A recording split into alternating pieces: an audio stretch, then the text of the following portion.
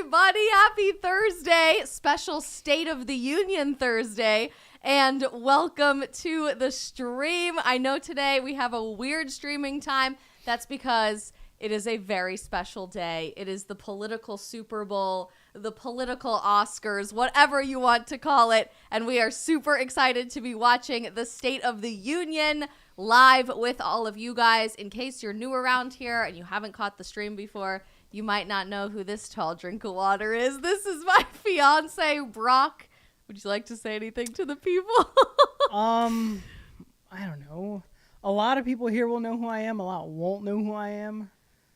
You like it that way, though. Yeah. You prefer the shadows, my anonymity, I think. like Batman.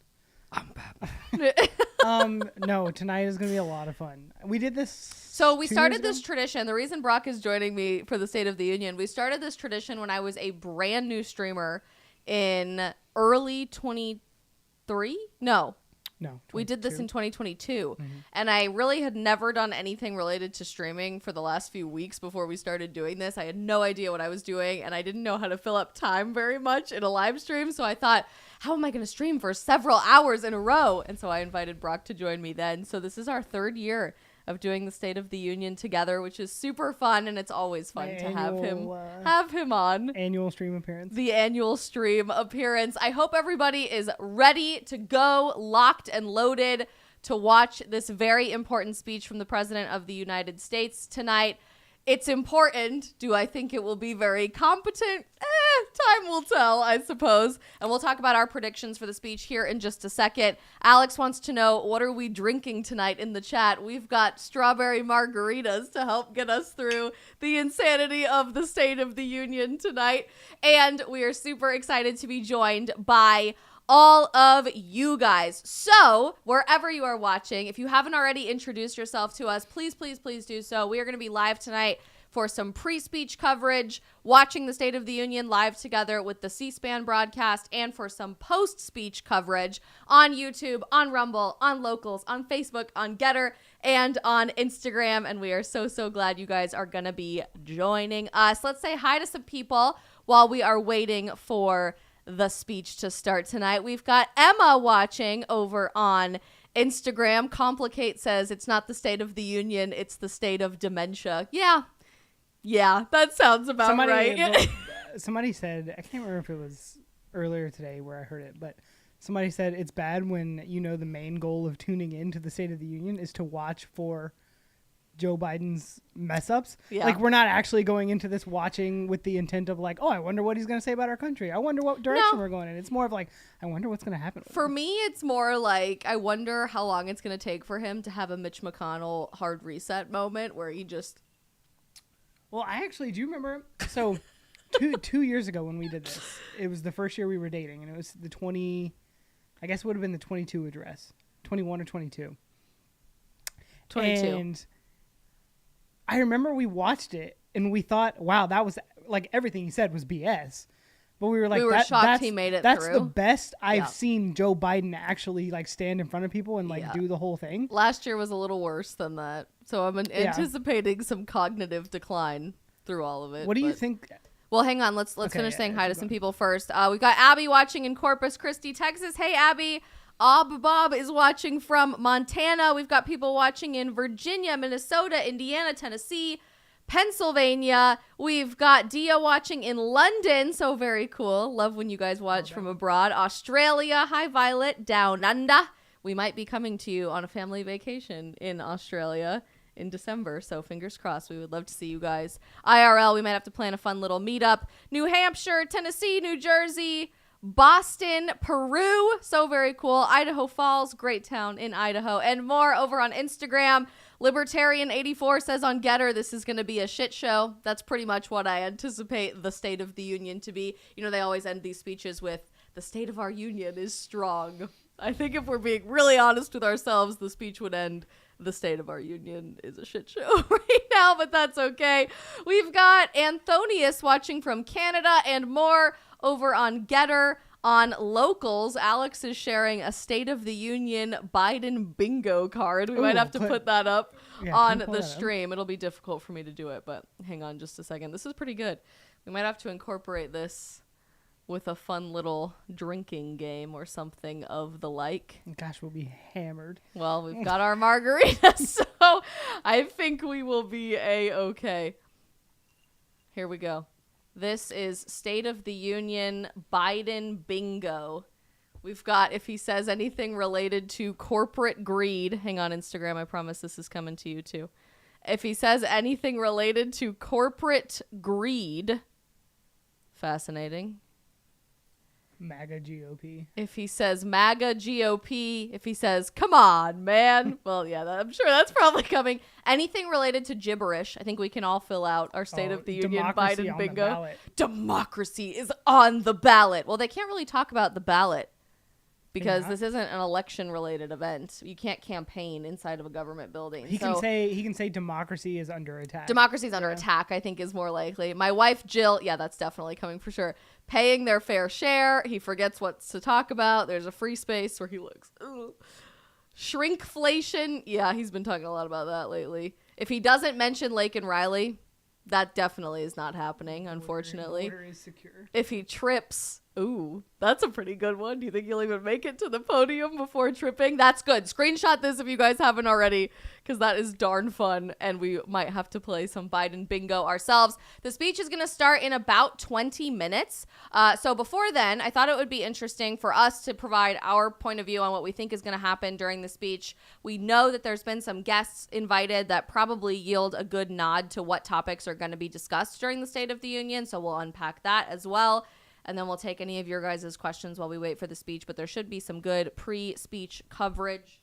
C-SPAN is covering this tonight, and that's where we're going to be watching the rebroadcast. You can see all the members of Congress trickling in right now. That guy's, who's that? That guy's ancient. Having themselves a fun little political night. Oh, my God. Our Speaker of the House, Mike Johnson, and Kamala Harris. Here's my first inquiry into your thoughts. Okay. I think the most interesting person to watch during the State of the Union will be Mike Johnson, Speaker of the House. Interesting. Because I think in the past, so under Trump, Nancy Pelosi, we obviously remember her tearing up the speech. Yes. She was basically giving her own performance behind Trump that her side was like, remember she was like rolling her eyes the whole time and doing the whole thing, basically to undermine Trump. When Kevin McCarthy became Speaker of the House, he was trying to take like the very diplomatic, like we're better than them, like the high road, where like he stood up when Joe Biden would like compliment America and like clap and like he was telling Marjorie Taylor Greene, remember, like be quiet, like he was going. I do remember that. Whatever, when she was like yelling all that kind of stuff, which Marjorie Taylor Greene was probably right, by the way, as nutty as she is. Mike Johnson I think has a big responsibility tonight, because I think I could be totally wrong here, and this could be like why I'm not in politics. I think you can't take the high road anymore because the other side doesn't play by the same rules. It's like if Mike Johnson sits there and claps for Joe Biden and is like, yeah, you're doing this, whatever, like thinking it'll win him votes, or thinking the Democrats will be like, oh, the GOP, we're all part of, like the Democrats are not on the same team. We think that this is like a big rallying, that we're all on the same team towards the same goal. It's like we're not. Like we're genuinely, the Democrats and GOP are not on the same team. And so like I kind of want Mike Johnson to like put up a fight a little bit and be like, that's not, like, I want him to say behind him, like, that's not true. Or something like that. And I want the Republicans to be kind of showy. Yeah, but then at the same time, we got really pissed when Nancy Pelosi did that when Donald Trump was giving the State of the Union, when she ripped up the speech. Do you think they're going to stop doing that? No, not at all. AOC, do you remember she was yelling from the crowd the whole time, like doing her whole shtick? I think that it's time for the Republicans to show a little backbone. Well, instead of trying to be nice and like extend an olive branch, be like. So beyond just Speaker of the House Mike Johnson, I am curious to see how Republicans respond to the topics that are going to be covered. And I know, Brock, you are really passionate about several of these, and we talk about it all the time, even just hanging out at home as fiancés. But one of the major points that everybody knows is going to be touched on tonight is abortion. So while we pull up the list of invited guests, I want to get your take on perhaps the most controversial guest that's been invited to the State of the Union, and that is Kate Cox, who is a mother from Texas. She was right in the middle of a media frenzy 3-4 months ago. I thought that was the person from Friends. Well, what's her name? Courtney Cox. There you go. My very knowledgeable, sweet fiance. Your margarita getting to you too soon? No, Kate Cox is a mom out of Texas who found herself in the middle of a media frenzy a couple of months ago. She had a child that was diagnosed with a disability in the womb and basically said she needed an emergency abortion in the state of Texas, that some doctors testified under law and said it was medically necessary to save her life. Other doctors said that it wasn't. She ended up having to go to a different state. But she's kind of been this hallmark figure of so-called abortion rights for the Biden presidency, for the campaign, and just the Democratic Party at large. I know you guys said my mic feed switched out or didn't show up as loud when we switched over to the article, so I'm going to fix that. But Brock, share your opinions on that. Well, I think... So it's obvious. I remember they put out the guest list a few weeks ago, I think. Was it like 2 weeks ago? Well, yeah, but some of the people that have been invited were then invited by members of Congress. Sure, but the guest list they put out a while ago that's done by I'm assuming it's the Office of the President that invites like the No, there are members of Congress that invite them as well, and the Office of the First Lady invites the guests too. Okay. So typically the way it works every year is you can kind of tell where they're going based off who the guests are. Yeah. Especially the important guests. You're kind of like, okay, they're clearly going to hit a topic here. Totally. A topic here, whatever. Obviously, the number one issue going into the election in November that Joe Biden has on his side is abortion. So I think politically it's in his best interest to make a show out of abortion tonight. Obviously bringing this girl in here when he has the he's going to have the stark contrast to say states like Florida, Texas. I don't know if one of the Dakotas has outbanned it. Was it Idaho? It was North Dakota, and they did have a guest from North Dakota coming. We'll go through the whole list here in just a second. He'll have a stark contrast of this is what the GOP believes. Mm-hmm. This is where we need to go. And because he can't campaign for himself because it's the State of the Union, he'll frame it more as we as Americans need to protect everybody's right to, health care, a woman's right to choose. And everybody I think they'll use the bodily autonomy. Yeah. And he'll say that's why this next year, meaning 2025, he'll push it on them to say next year we need to pass a constitutional amendment or try to codify Roe v. Wade. I think that's what he's going to say during the speech tonight. Very specifically, I think he's going to take a nod from France. We talked about this on the stream yesterday. On Monday, France became the first country in the entire world to constitutionally amend their federal constitution in France. Lots of people were watching from France. I don't know if anybody's tuning in tonight. It's the middle of the night, but to enshrine a woman's right to abortion in the French constitution. And their reason that they cited for even creating this idea to amend their constitution was fears of similar anti-abortion activism in France that have happened in the United States. It was never under threat to go away in France, but they proactively took that step. So in some aspects, if you're thinking about this from a political perspective, regardless of your opinion on abortion, it kind of looks like France is doing more than the United States in putting their money where their mouth is in supporting abortion. And we have a very pro-abortion administration currently, and even many members of Congress. So I think Joe Biden will probably take a nod from Macron and say, we're going to institute, but obviously we can't promise that. No. At least initiate a constitutional amendment. So if to play the other side of the aisle here, if I was on Joe Biden's campaign team, which is outside of the office of the president, but I would be telling him the big points you're going to hit, abortion has to be a campaign topic for him, right? So hit that really hard during the State of the Union and say half the states have done this, really lay out a plan and say because Joe Biden really doesn't have the power to completely put in abortion.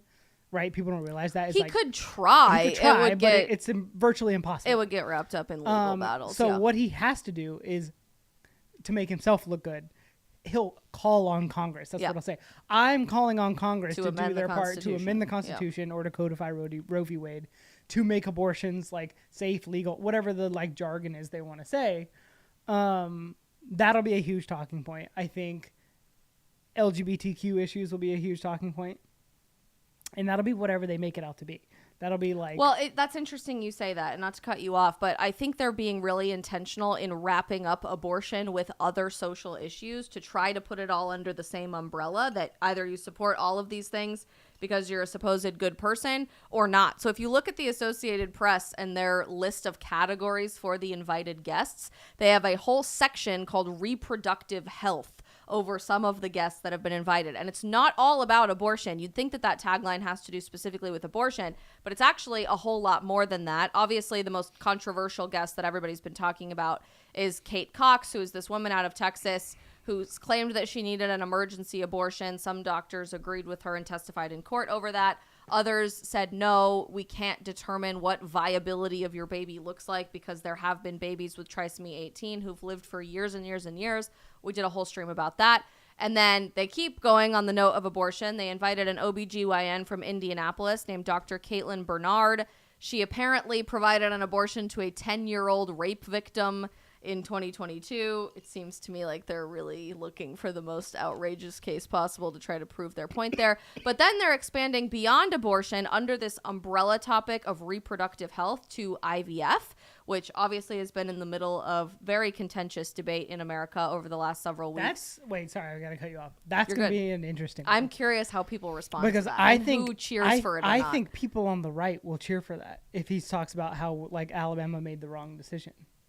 I think you're right, actually. And I think it's less of a partisan political issue with IVF and more of a religious and or values-based issue. But Elizabeth Carr is the IVF-oriented guest. She was the first person born in the United States via IVF, and she's a guest invited by Senator Tim Kaine. And then they keep going beyond abortion or even IVF in this umbrella of reproductive health to include somebody with cancer and freezing eggs for IVF, but like not even using them for IVF quite yet. It's, oh no, I needed to freeze my eggs because someday I might need to use that. So I find that really interesting. And I think that'll tie back to Joe Biden previously saying we want to cure cancer during my term as president. And then obviously they invited an abortion provider as well. Her name's Tammy. She's from Fargo, North Dakota, and she operated the only abortion provider clinic in the state of North Dakota. North Dakota is one of the states that almost completely banned abortion after Roe v. Wade was overturned, which is very cool in my opinion.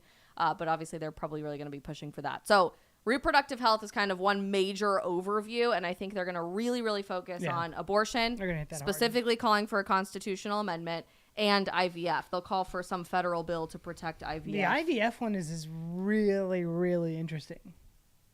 Yeah. That one is unique because I think, oh man, I can really put myself out there to your audience, be like, but if you're, I'll say it, I'm bold. If you're politically on the right or a sane human being, you can't be in support of IVF. Oof, babe, that was intense. In a nicer way. We did a whole stream about IVF and why I personally don't really support the industry and why it's really difficult because it gets wrapped up in so much emotion, but it creates a bunch of children with the intention of throwing them away or experimenting on them. And if you're confused about where we're coming from on that, we don't have time to cover it tonight, especially in the next 9 minutes before the speech starts. But we did a whole stream about it just a few days ago about Alabama and why it's all up in the air and everybody's freaking out about that stuff. So that's my predictions on the women's issues front. I really think they're going to have to talk about immigration, and so does the press. They've kind of touched on some of this. They're inviting several different immigration-oriented guests, including the mother of a young woman who was killed in 2022. This is not a guest of Biden. This is a guest of the House Speaker, Mike Johnson. This is the mother of Kayla Hamilton. She was killed by a member of MS-13 who had entered the U.S. illegally.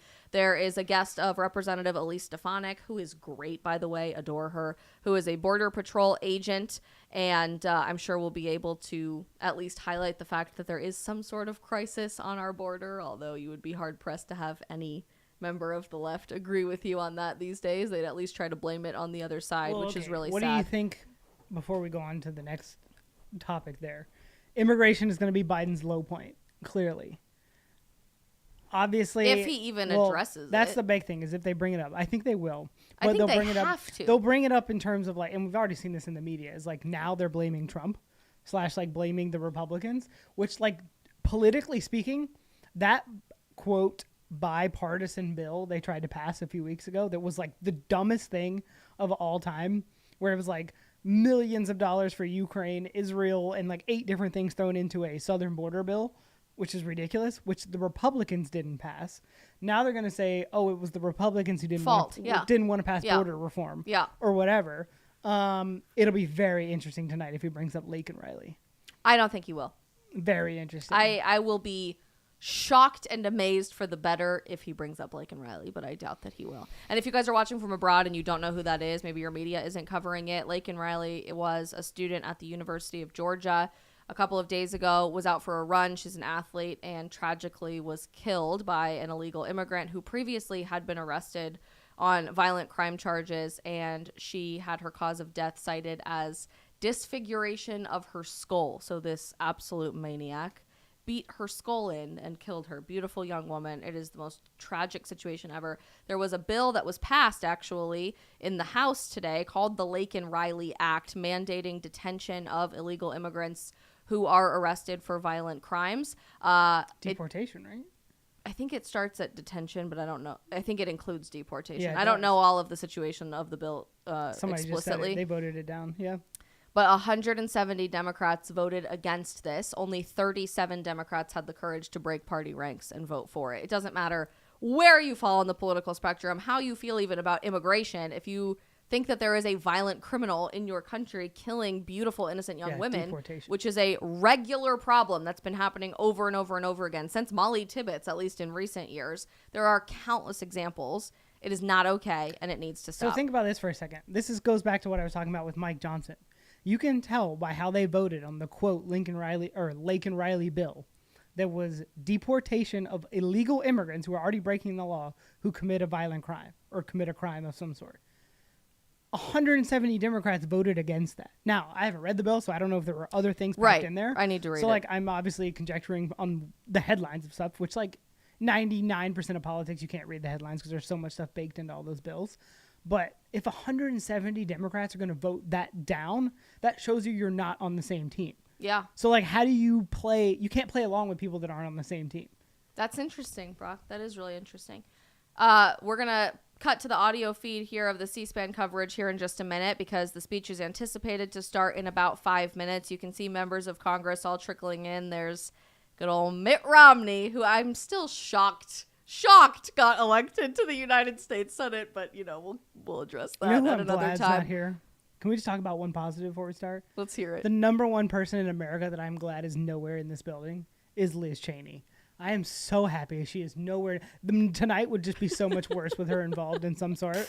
If you saw her in the audience, you would not be happy. I'm glad she's not here. Last little predictions. We know that he's going to be talking about Gaza. President Biden announced today that the United States military is going to be opening a port for humanitarian aid in Gaza.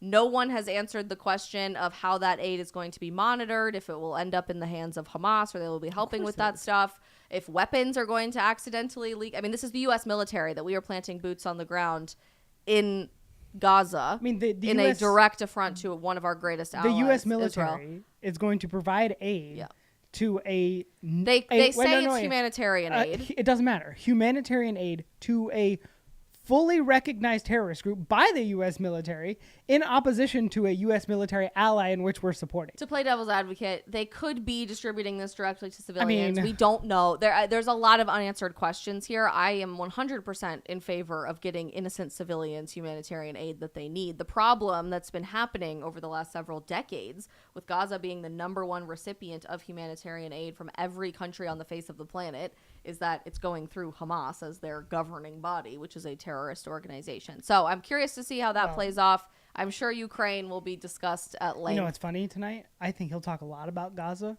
because Joe Biden from the left is getting a ton of hate for not supporting Gaza and Hamas enough.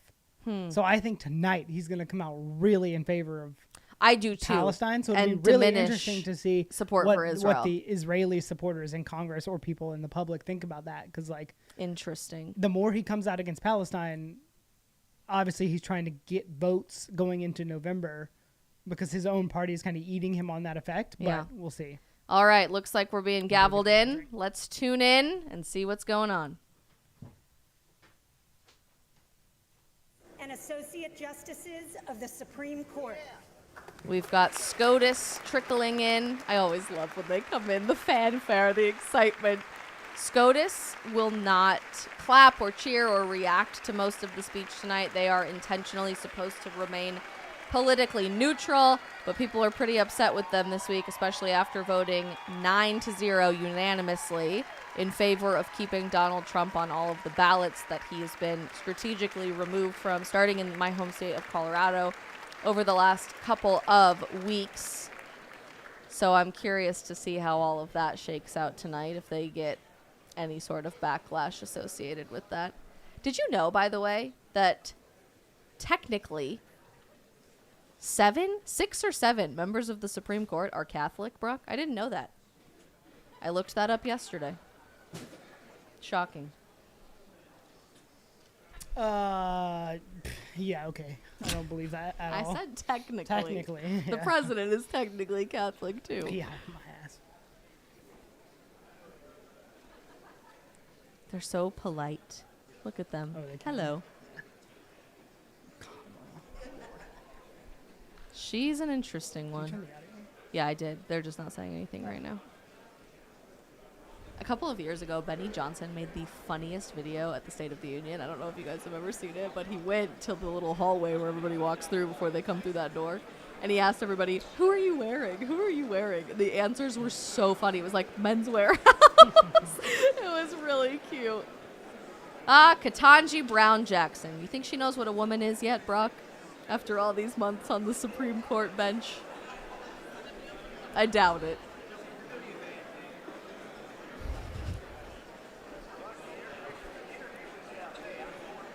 Roberts, Sotomayor, Kagan. There's Gorsuch and Kavanaugh. Wonder if Brett Kavanaugh's gonna have a beer tonight. Just get through tonight. man. Where's anything there? I didn't see it. I don't know. I didn't see it. The chit chat is exciting. All right, it's 9 o'clock, so I think those two are friends. no. I think they literally despise each other. Look how uncomfortable Kamala looks. She's like, "Don't look at me. Don't speak to me." She looks like a lizard person. And I say that in the nicest possible way. It looks like a lot of the women are wearing white again. Didn't that start a few years ago as a nod to women's suffrage? It was like celebrating. Yeah. If I remember correctly, that's what happened. All right, I'm going to turn off our audio They here keep for a showing second. Mitt Romney. I know, they do keep showing Mitt Romney. We talked about immigration. We talked about Gaza. We talked about Ukraine, abortion. I also think tonight, Byron Donalds, what a man. I also think tonight they're going to try to talk about gun control. They've invited a few mass shooting survivors to be guests of the State of the Union tonight, so I wouldn't be surprised if that becomes an interesting point of contention and see how people respond I to feel that. like that shouldn't be allowed. I mean, it's allowed, but it definitely breaks the rule of literally what I was just talking about, where you're not supposed to show there's- partisan favorite. There's Joe. All right. There he is, about to walk in with a whole entourage. Is that Nancy's husband next to her? Oh, there's Tommy Tucker. He said he was... Did he say something about that was pro-IVF this week, too? Tommy? Yeah. No, he's the one that came out against it, right? Didn't he pass the whole thing? No, that was the state Supreme Court. It had Oh. nothing to do with him. Maybe he did. I don't know. Don't quote us on that. I'm just speculating at this point. Look at them all. Look at the cameras. Am I on camera right now? It's so intense. Oh my gosh. This is like the one time literally anybody cares about what's happening on C-SPAN, which is so funny to me every single year. There's some buttons. I can't read what the buttons are. Is that Lake and Riley? It might be. Might be. That would be interesting. What is with everybody wearing white?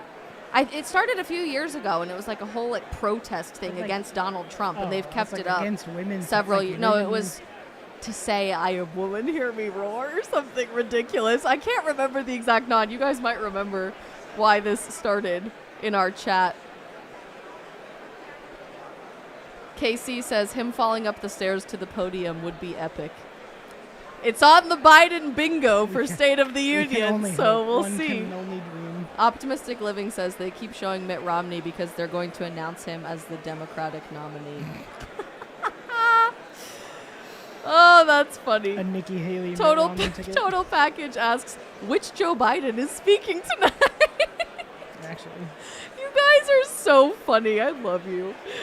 Oh, man. Sabina says, what does the white stand for? And Magic Def says, white power, question mark? No, I don't think it's that, but that is funny. I wonder if anybody's asked them that before. Ryan Dietz has a great question. Can we change the presidency requirements to be between the ages of 35 and 65? Certainly something I would love. Yes, please, 100% God. would be in favor of, but, you know, nobody listens to us, so. I that and term limits on Congress should be the two biggest running points for any. If Vivek Ramaswamy somehow gets the vice presidency nod, Which would make me so happy. he By the should way, push you for guys that. know we are Vivek stans in this house.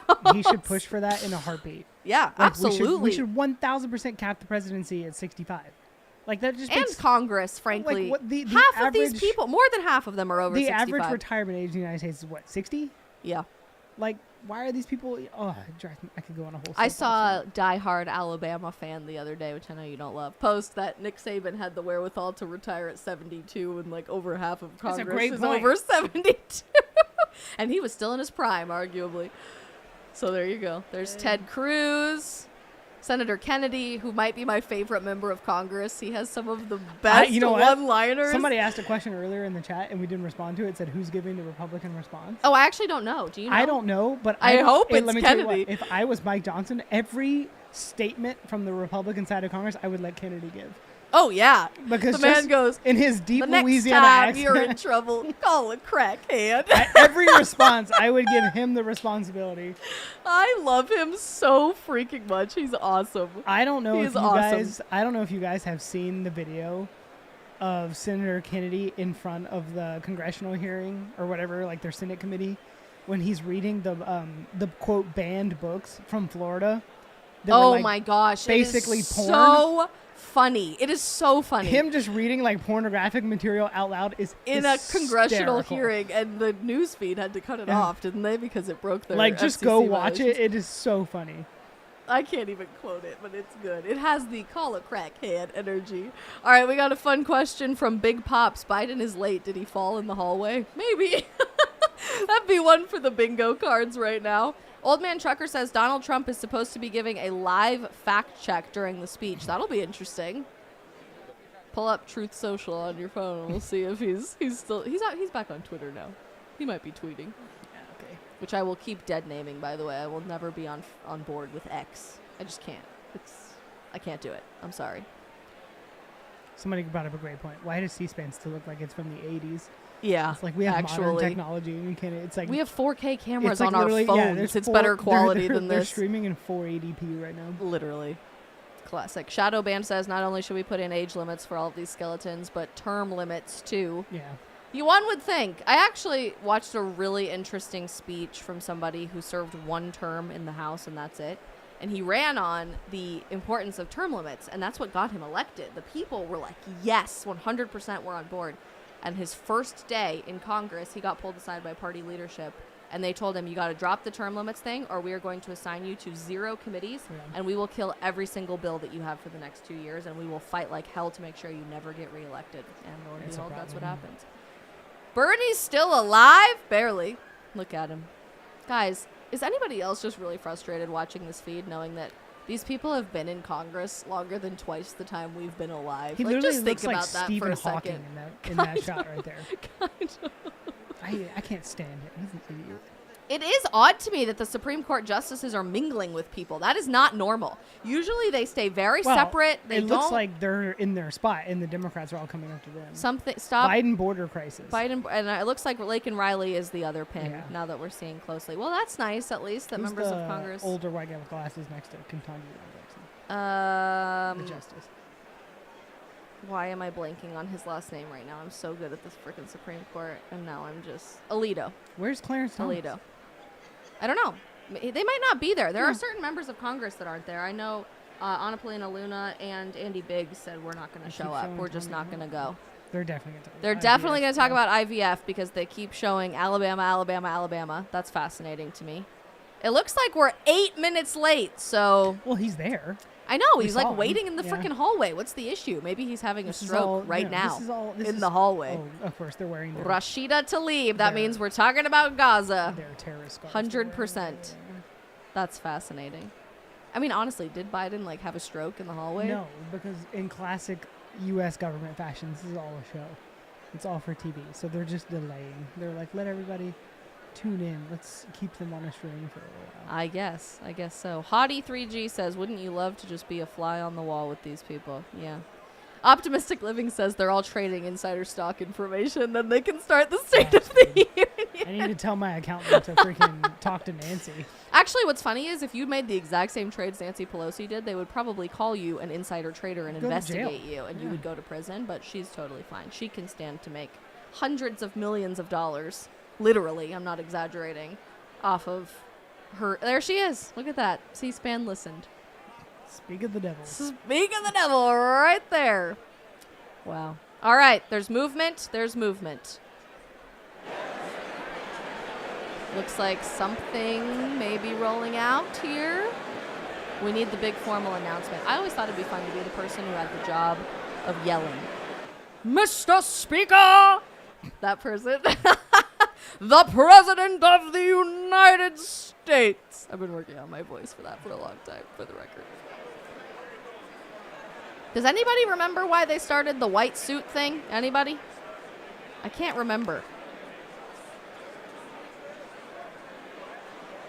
Ryan Dietz says this feels like WWE. Glass shatters and he just walks in. What if he had an entrance like John Cena, like, da da da da, Joe Biden? Trump should do that next time he comes. That's actually a really good idea. Just make it funny and just be like, "What? Nobody's gonna watch it anyway." Oh, that's funny. That's really funny. Oh, okay, there's so Jill. they're Here we go. Here we go. Didn't she make out with Nancy Pelosi's husband last time? Or It was Kamala's Kamala. husband. Yeah, that was weird. It was that guy. I don't prefer that color on her, to be honest. We'll make sure our volume goes a little up. C-SPAN's volume is awfully low. Hang on. There we go. So up by the First Lady will be all of the guests that have been invited by the First Lady's office, by the White House with the President, and by high-ranking members of Congress. Mr. Speaker, the President's Cabinet. Oh, that was I had a way better voice That than wasn't the president. That was the president's cabinet. That was lame. Is that Anthony Blinken? Yeah. Is it? Yeah, Janet Yellen, who's only the Treasury Secretary because she's a woman, according to the president, so that's nice. Is that Anthony Blinken? Oh, it looks like it. I don't think that's him. No, it is. Yeah. She's like 2 feet tall. I didn't realize how small she was. This is like, I'm already mad at it. What's wrong with these people? Let me be the nice guy. Where's Pete? Boot edge. I wonder who the designated survivor is tonight.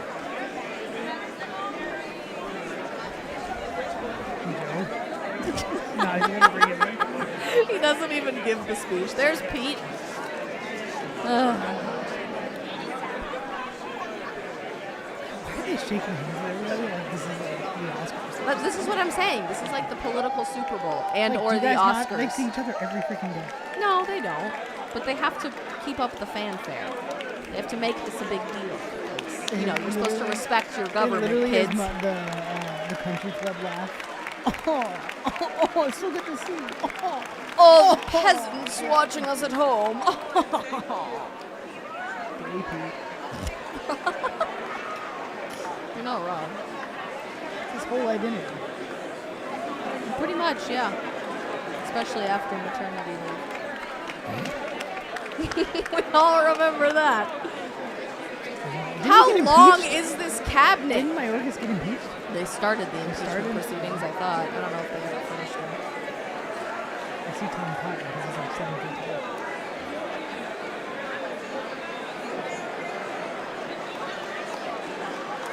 This is You know who shockingly drag. I haven't seen yet on camera? who?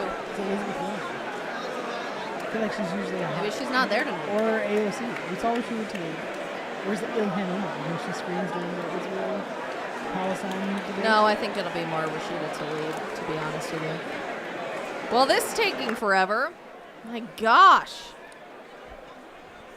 They got to give Joe extra time to finish his ice cream in the hallway, They're purportedly. shooting him full of Okay, actually, Fentanyl though, right now, or whatever they're they're shooting doing. him full of something to keep him awake. That's all I'm going to say. You guys in the chat, you think Joe Biden's going to make it through the speech without a blunder? Or over under, how long into the speech do you think it's going to take for him to not be able to finish a sentence or to bring back true international pressure? How long do we think that's going to happen? If you guys are just now joining us on the stream, I know we just got a big uptick in viewership. The State of the Union was supposed to start 13 minutes ago. We are live watching together with yours truly and my cute fiance, Brock, which is our annual tradition to do this on the stream with you guys.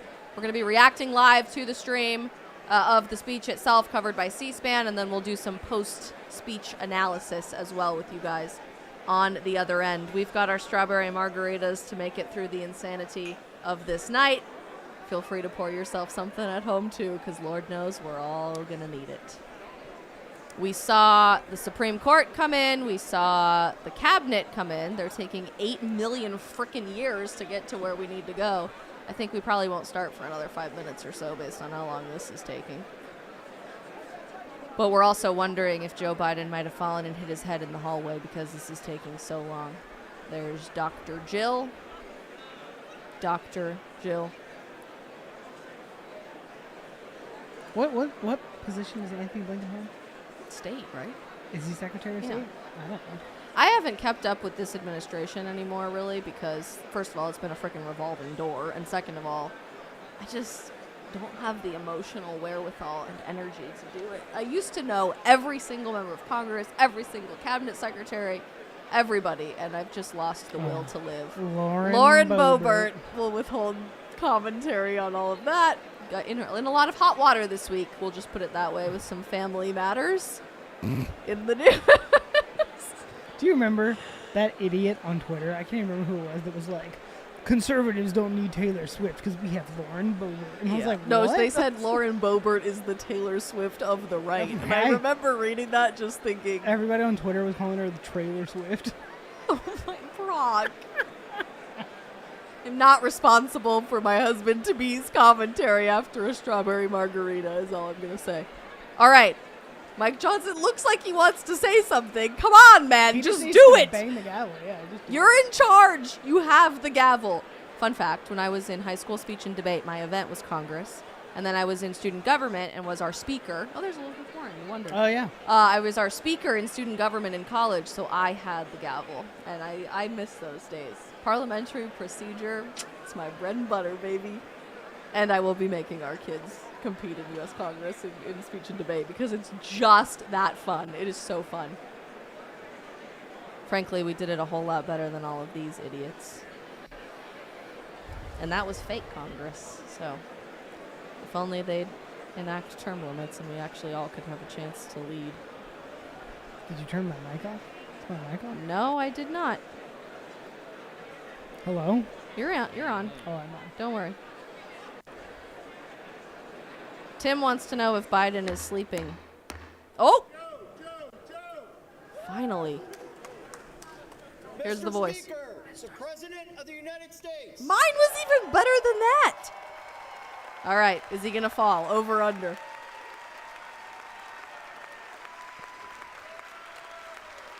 Which body double do we think this is?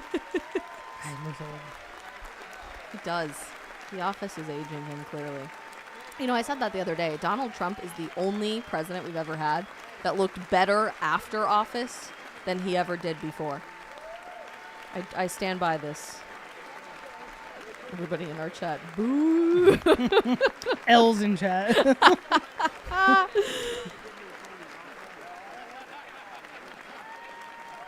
B. McComas says he's so freaking old. Facepalm Yeah, emoji. guy, like he looks bad. Like, It's not great. Booth James says, I wish I could be proud of my country, but because of Joe, I can't. I don't think you're alone, James. L's in the L's in the chat chat. everywhere.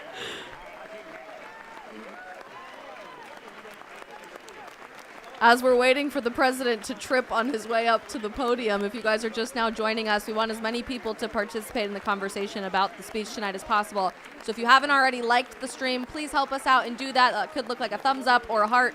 with a Gen Z heart, depending on where you're Oh, watching. It's so hard. It's so hard. And do us a huge favor and hit that follow or subscribe button on whatever channel you guys are watching. We are a totally independent stream and a team of one, sometimes two, 1.5 with my better half here. And every time you guys hit follow or subscribe, it helps us grow in an authentic grassroots way. So very grateful for all of you guys doing that. God, this is like the longest walk I've ever seen. There's so many people around him. Maybe they did that intentionally in case he falls. Chuck Schumer behind him. Okay, can I just say, Chuck looks to me, he always has like a Muppet. The same way I think Mitch McConnell looks like a turtle, Chuck Schumer looks like a Muppet. There's my Marjorie God. Taylor Greene decked out in a MAGA hat. Oh, that's funny. You know what? Technically, that's illegal, by the way. You're not supposed to wear campaign gear inside of a federal building. You know That's what? like a big no-no. You know what? I'll say this. Look at her inch her way up there. It looks like they're holding up their buttons of Lake and Riley to get You his know, attention. I don't like Marjorie Taylor Greene, but that's awesome. That is pretty badass. Where are you guys watching from if you're just now tuning in?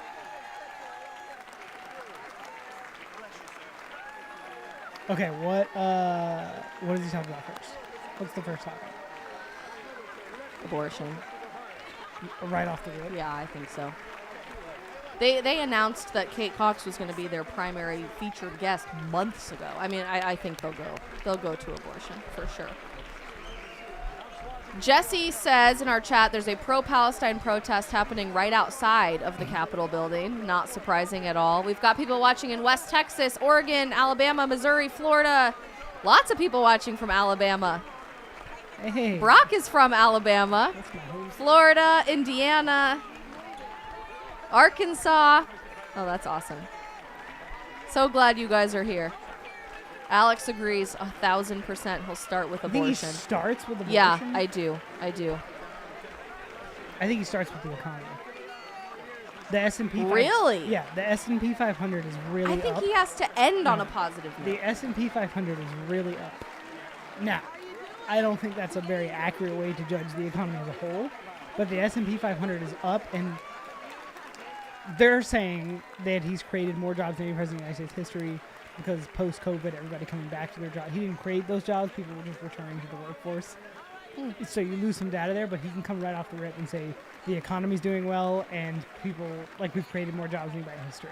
Then he'll go into kind of the more That's interesting. hot, but he'll say, look what I've done so far, you know, just in my first term, or like what we've gotten done together. Zoe has a great question. What's the point of the State of the Union address? I'm trying to learn more about our government. Historically, the State of the Union has been an opportunity for the president to highlight what they've already done so far in office and to talk about what they want to accomplish in the next year. Interestingly, it's constitutionally mandated. This is the only speech that is mandated in the U.S. Constitution. So if you read Article 2 of the Constitution of the United States, which pertains to the executive branch, the president is mandated to once a year on any date that they choose, but typically it happens in February or March, address Congress on an update of what they've done so far that year as president of the United States. It has turned into, obviously, a lot more fanfare than just an update. We kind of make it a big political event in our country, but it is a really important opportunity to know what the president's priorities are, how they're going to try to strong-arm Congress to doing things, and especially if it's an election year like right now, to understand what the main pillars of what they want to accomplish in their next term as president are going to be. So we're anticipating tonight Joe Biden is going to spend a lot of time talking about abortion. He's going to spend some time talking about Ukraine and Palestine. He'll probably try to say that we live in the greatest economy America has ever seen, which, garbage. What a freaking lie. Gun control looks like it's going to be on the slate, and you can typically predict these things based on the guests that they invite to the State of the Union, because they'll use the poster child guest as the example of why we need to do XYZ. Brock just whacked his leg against my desk. Are you okay? Yes. You're okay. It's a-okay. Vinny says this is the most ridiculous thing I have ever witnessed. Yeah. And Tara says, basically, all we're going to hear tonight are lies. Also, yes, because you don't get to interrupt the president during the State of the Union, but there will be a post-stream or post-speech analysis by somebody both on the left and the right, kind of like a spin room after a presidential debate. Jenny wants to know over under on the number of lies that he So he tells. goes Ketanji Brown Jackson. Anybody want to know? Want to guess? Over under the number of lies that are told tonight. The whole thing. Yeah. Hottie says, should we take bets on if Marjorie Taylor Greene will keep her mouth shut tonight? Love her spunk. She will Wearing a not. MAGA hat? Probably not. I would anticipate she'll boo. Last time she didn't. She yelled out something, Yeah, and she Kevin did. McCarthy told her to be quiet. Shut up and sit down, basically. Which, at this point, say what you want. 50, 18, 4,387,981 lies. You guys have some very accurate predictions. The better over under, I think, is how long. Do you think He's he had keeps it- shorter speeches. That's what I'm saying. Like, he might keep it to like an hour and then just be done and be like, okay, that's it. Yeah. When he doesn't really hit a lot, he might just. That's hit, what he did yeah. last year. C-SPAN actually was talking about that right before we hit live on the stream tonight, what the over-under on the average length of a president's State of the Unions have been. Joe Biden's are remarkably short compared to the last several presidents. Cassidy Ray has a comment in our YouTube chat. This feels like Panem from the Hunger Games, like watching the Capitol. Yeah. And you guys still think the Hunger Games is dystopian fiction. I'm just saying. We inch closer and closer to that reality every single day. Shay says it's 9:30 p.m. Eastern. He'll be asleep in about 3 minutes. I'm surprised he's not asleep. Typically, they call a lid on the press office at like noon or 2 p.m. for this White House. So they clearly pumped him up full of something to get ready for tonight. Yeah, he's definitely on some big time drugs. Kay Lane says, why is it taking him so long to get to the podium? It's already strange. They're clearly putting this off as long as they can. Literally, like, what has he been doing? Let's face it. The shuffle over to the podium. What do you think the notes on there are? Gigantic font, Mr. President. Read this. Oh, my. I wonder if the teleprompter will be followed or not. We did it, Joe. We did it, Joe. We did it. That was the weakest salute I've ever seen, but okay. All right, here goes nothing. We'll turn the volume back up.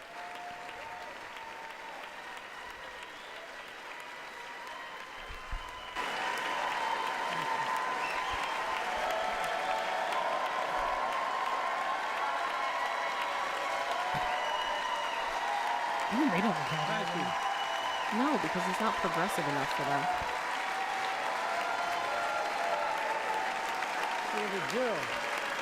Looking for his wife. The boss. Okay, so Mike's smiling, but he's not clapping. That's interesting. Good evening. Okay, nobody likes Joe Biden Good this much. evening. This is all fake.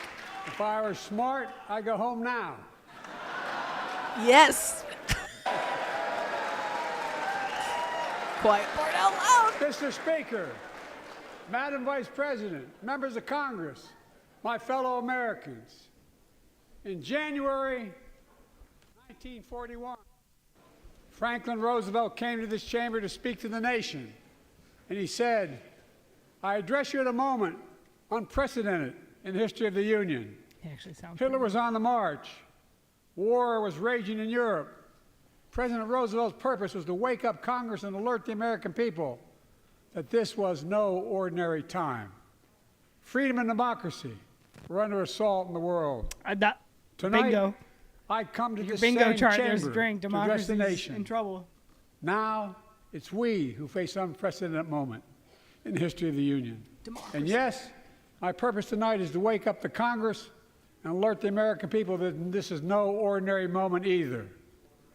Not since President Lincoln and the Civil War have freedom and democracy been under assault at home as they are today. What makes our moment rare is that freedom and democracy are under attack both at home and overseas They're going to start with at war. the very same time. Overseas, Putin of Russia is on the march, invading Ukraine, How many and sowing years can he do chaos this throughout same thing? Europe and beyond. If anybody in this room thinks Putin will stop at Ukraine, I assure you he will not. Another year, another But nod to Ukraine- Democrats Zelensky. stand for Ukraine can stop Putin. We're starting with Ukraine. Ukraine In an can election stop year. Putin. if we stand with Ukraine and provide the weapons that needs to defend itself. More funding for Ukraine. Yeah, that's the number one priority of our government. I hope you hear that loud and clear. Yeah. That more than anything else, even an election year, all. that's their priority. That is all Ukraine is asking. They're not asking for American soldiers. In fact, there are no American soldiers at war in Ukraine, and I'm determined to keep it that way. But now, assistance to Ukraine is being blocked by those who want to walk away from our world leadership. It wasn't long ago when a Republican president named Ronald Reagan thundered, "Mr. Gorbachev, tear down this wall." Don't you dare Wow. compare yourself to Reagan.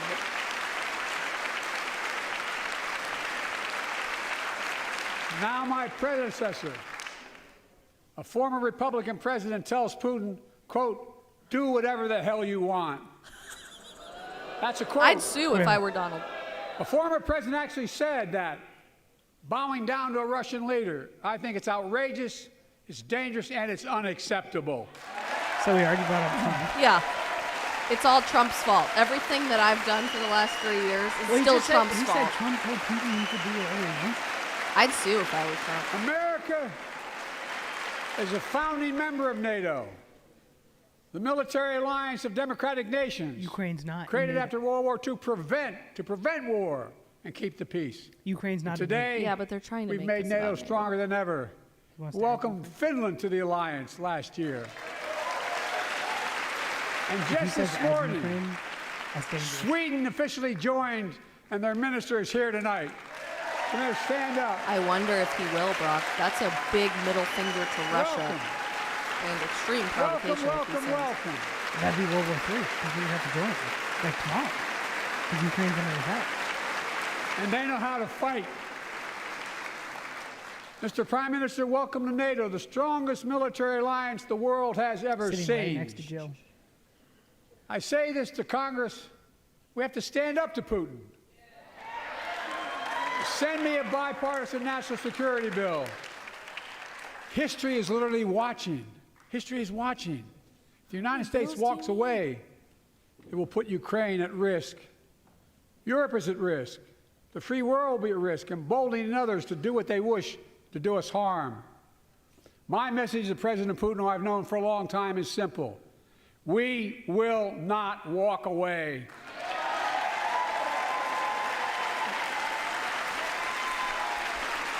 I don't think he is either. We will not bow down.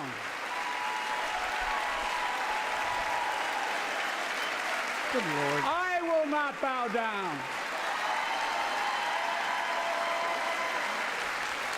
In a literal sense, history is watching. History is watching. Just like history watched 3 years ago on January 6th, Oh God. when insurrectionists stormed this very Capitol and placed a dagger to the throat of American democracy. Many of you were Mike here Johnson. on that darkest of days. We all saw with our own eyes the insurrectionists were not patriots. They'd come to stop the peaceful transfer of power, to overturn the will of the people. January 6th lies about the 2020 election and the plots to steal the election posed a gravest threat to U.S. democracy since the Civil War. But they failed. 5 minutes America into the speech. stood.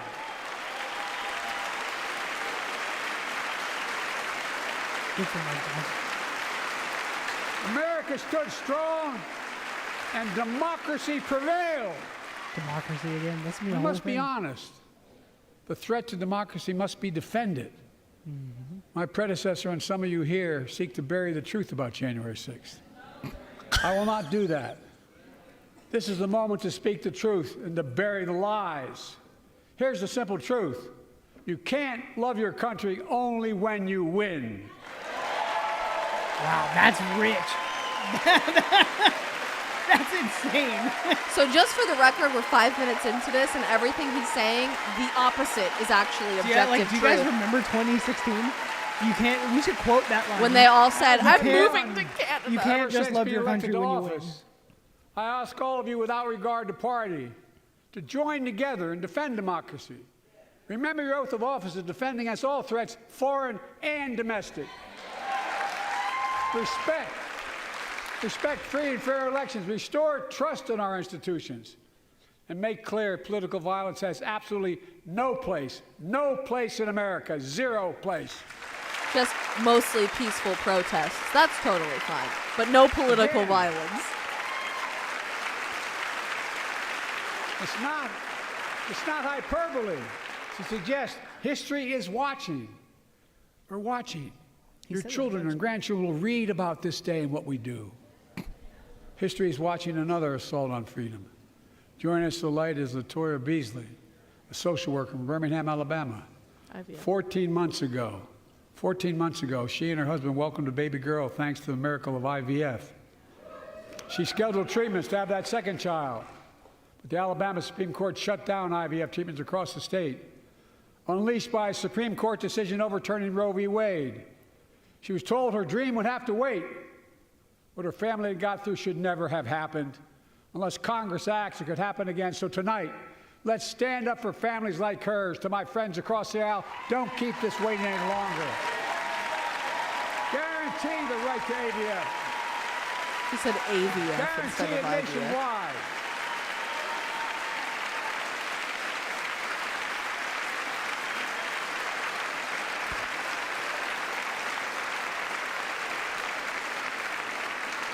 Like most Americans, I believe Roe v. Wade got it right.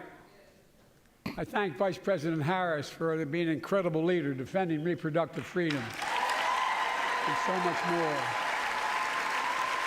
We did it, Joe. Anybody who's remotely looked at Roe v. Wade knows that it wasn't based on any My constitutional predecessor law came to or us determined to science. see Roe v. Wade overturned. He's the reason it was overturned, and he brags about it. Look at the chaos that has resulted. About Trump again. Joining us tonight is Kate Cox, the wife and mother from Dallas. She's become pregnant again and had a fetus with a fatal condition. Her doctor told Kate that her own life and her ability to have children in the future were at risk if she didn't act. Because Texas law banned her ability to act, Kate and her husband had to leave the state to get what she needed. What her family got through should have never happened as well, but it's happening in too many others. There are state laws banning the freedom to choose, criminalizing doctors, forcing survivors of rape and incest to leave their states to get the treatment they need. Many of you in this chamber and my predecessor are promising to pass a national ban on reproductive freedom. Hell yeah. My God, what freedom else would you take away? Look, it's a decision to overturn Roe v. Wade. The Supreme Court majority wrote the following, and with all due respect, justices, women are not without electoral power. Electoral or political power. You're about to realize just how much you're right about that. They can't rule on whether or not they support abortion. They have to rule on constitutional law, of which Roe v. Wade was based on none. So who's the moron that's been in politics for 85 years now? Those bragging about overturning Roe v. Wade have no clue about the power of women. But they found out when reproductive freedom was on the ballot. We won in 2022 and 2020, and we'll win again in 2024. Can you say that? It just did. Ah, there she is. I wondered when that was going to happen. If you, the American people, send me a Congress that supports the right to choose, I promise you, I'll restore Roe v. Wade as the law of the land again. So he didn't call for a constitutional amendment, just federally instating Roe v. Wade as a law. That's interesting. Folks, America cannot go back. I'm here tonight to show what I believe is the way forward, because I know how far we come. 4 years ago next week, before I came to office, the country was hit by the worst pandemic and the worst economic crisis in a century. Remember the fear, record losses? Remember the spikes in crime and the murder rate, raging virus that took more than 1 million American lives, of loved ones, millions left behind? a mental health crisis of isolation and loneliness.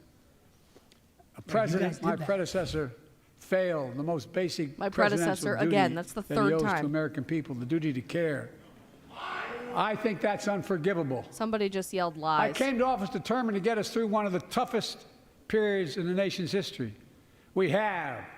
It doesn't make news in a thousand cities and towns. The American people are writing the greatest comeback story never told. Joe Biden also continues. So he's merging into economy. This is a very quick speech. He's only been talking for about 10 minutes.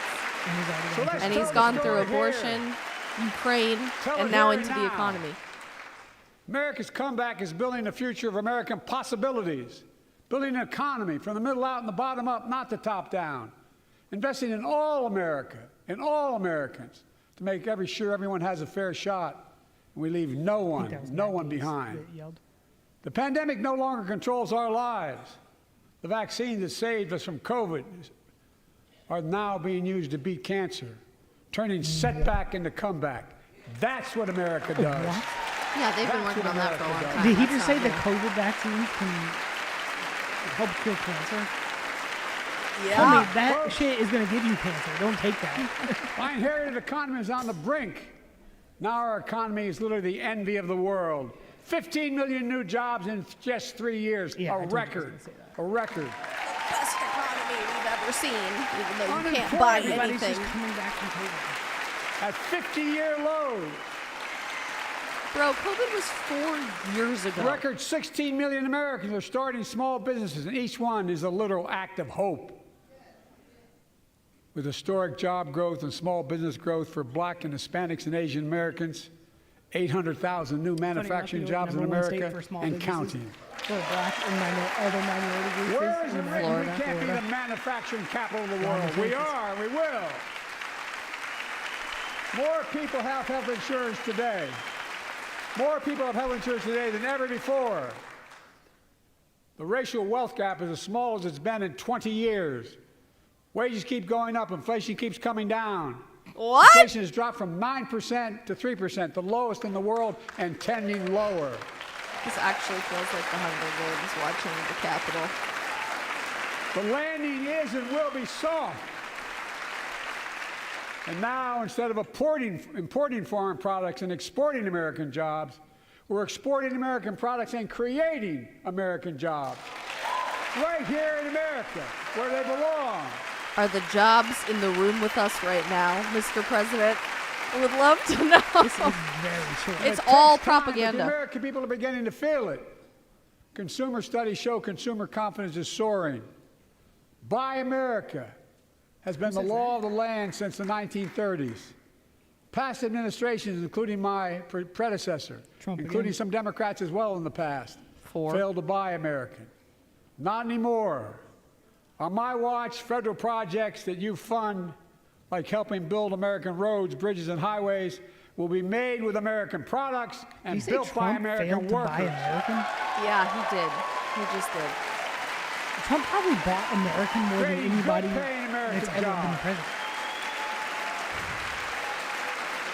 Literally every single point he's made has just been an all-out objective lie. Thanks to our Chips and Science Act, the United States is investing more in research and development than ever before. During the pandemic, a shortage of semiconductors, chips, that drove up the price of everything from cell phones to automobiles. And by the way, we invented those chips right here in America. Well, instead of having to import them, private companies are now investing billions of dollars to build new chip factories here in America, creating tens of thousands of jobs. Many of those jobs paying $100,000 a year and don't require a college degree. What he's not telling you is we currently import 100% of that from China, by the way.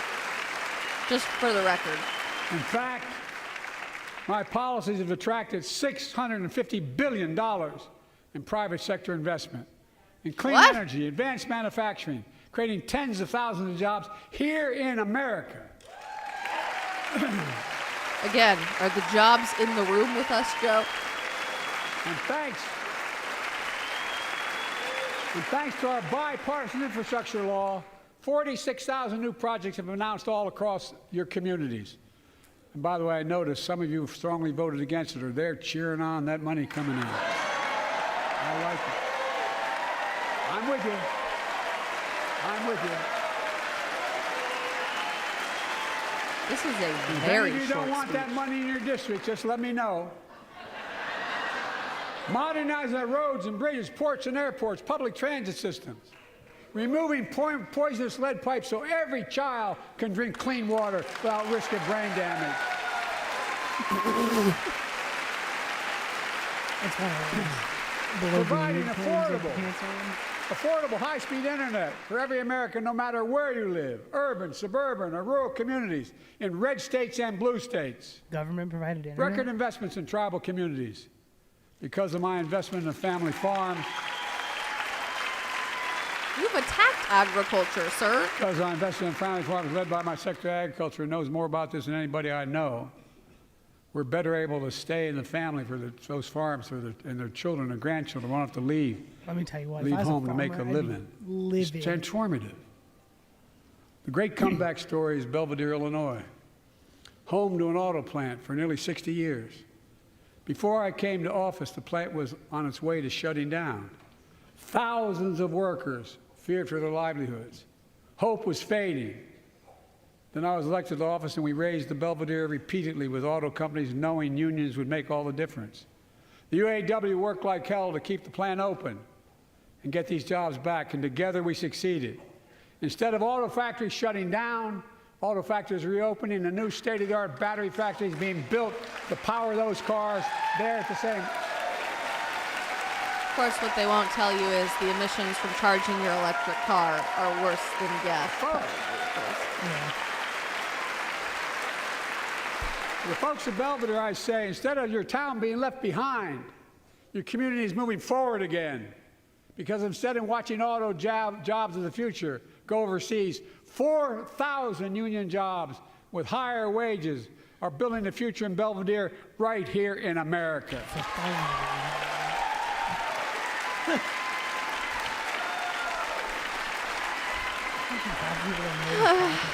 Here tonight is UAW President Shawn Fain, a great friend and a great labor leader. Shawn, where are you?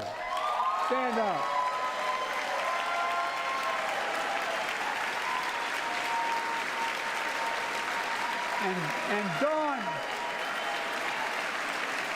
And Dawn Sims, a third-generation worker, UAW worker at Belvedere.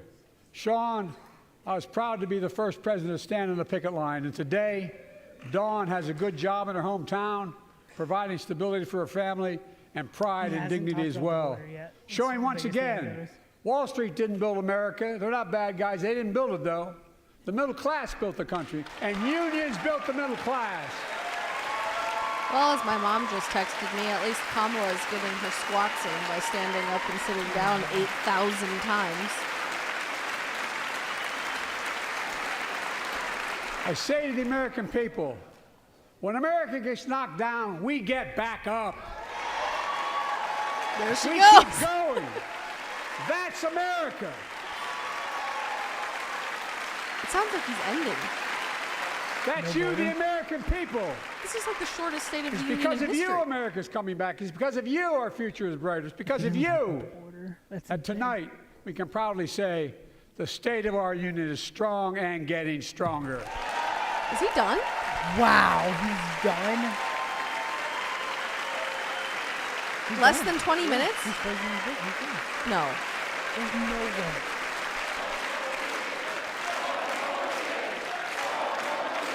4 more years. These pricks Tonight- in Washington genuinely think your Tonight, life is I better want to talk right about now. the future of For the record. possibilities No, he's not that we done. can build together. A future where the days of trickle-down economics are over, and the wealthy and the biggest corporations no longer get all the tax breaks. And by the way, I understand corporations. I come from a state that has more corporations invested than every one of your states in the state of the United Because States they have combined. low taxes, you And I a-hole. represented for 36 years. I'm not anti-corporation, but I grew up in a home where trickle-down economics didn't put much on my dad's kitchen table. That's why I determined to turn things around so middle class does well. When they do well, the poor have a way up and the wealthy still do very well. We all do well. And there's more to do to make sure you're feeling the benefits of all we're doing. Americans pay more for prescription drugs than anywhere in the world. It's That actually wrong, is true. and I'm ending it. Actually, Trump started ending it when I was working at the White House. He was mandating price transparency for prescription drugs and trying to trade them back and forth with Canada, who have the same drugs at a much cheaper price. Well, I proposed and signed, not one of you Republican buddies voted for it. We finally beat Big Pharma. Instead of paying $400 a month or thereabouts for insulin with diabetes, and it only costs $10 to make. He raised the price of insulin on day one of his presidency. For the record, fact check that yourself. He raised the price of insulin on day one. I just want the people of the internet to like understand what he just said. He just said that he has beaten Big Pharma. Did everybody just hear that? Joe Biden just said that he beat Big Pharma. Please take that to the bank. Go home and be like, I need more tequila, if bro. that No, dude- pour me up. Give Because Medicare the power to voted out. negotiate lower prices on prescription drugs, just like the VA is able to do for veterans. That's not and now just he's going saving to say, seniors I'm money. pro-veteran. We're saving taxpayers money. We cut the federal deficit by $160 Bernie's billion. got his mask. He wasn't wearing a mask before the speech started, so he's full of crap. No longer have to pay those exorbitant prices to Big Pharma. This year, Medicare is negotiating lower prices for some of the costliest drugs on the market to treat everything from heart disease to arthritis. It's now time to go further and give Medicare the power to negotiate lower prices for 500 different drugs over the next decade. Why is he talking so fast? They're making a lot of money, guys. Bernie literally just put on that And they'll mask as still soon as be Joe Biden said extremely Big Pharma to profitable. like virtue Will signal. not only save lives, it will save taxpayers another $200 billion. Where are the dollars, Joe? Starting love to next save year, the $200 same law caps total prescription drug costs for seniors on Medicare at $2,000 a year, even for expensive cancer drugs that cost $10,000, $12,000, $15,000. Now I want to cap prescription drug costs at $2,000 a year for everyone. Again, Trump was doing that, but your predecessor can't get any of the credit. I'm going to get in trouble for saying that, but if you want to get in Air Force One and fly to Toronto, Berlin, Moscow, even Moscow, probably. And bring your prescription with you, and I promise you I'll get it for you for 40% the cost you're paying now. Same company, same drug, same place. Folks, the Affordable Care Act, the old Obamacare, it's still a very big deal.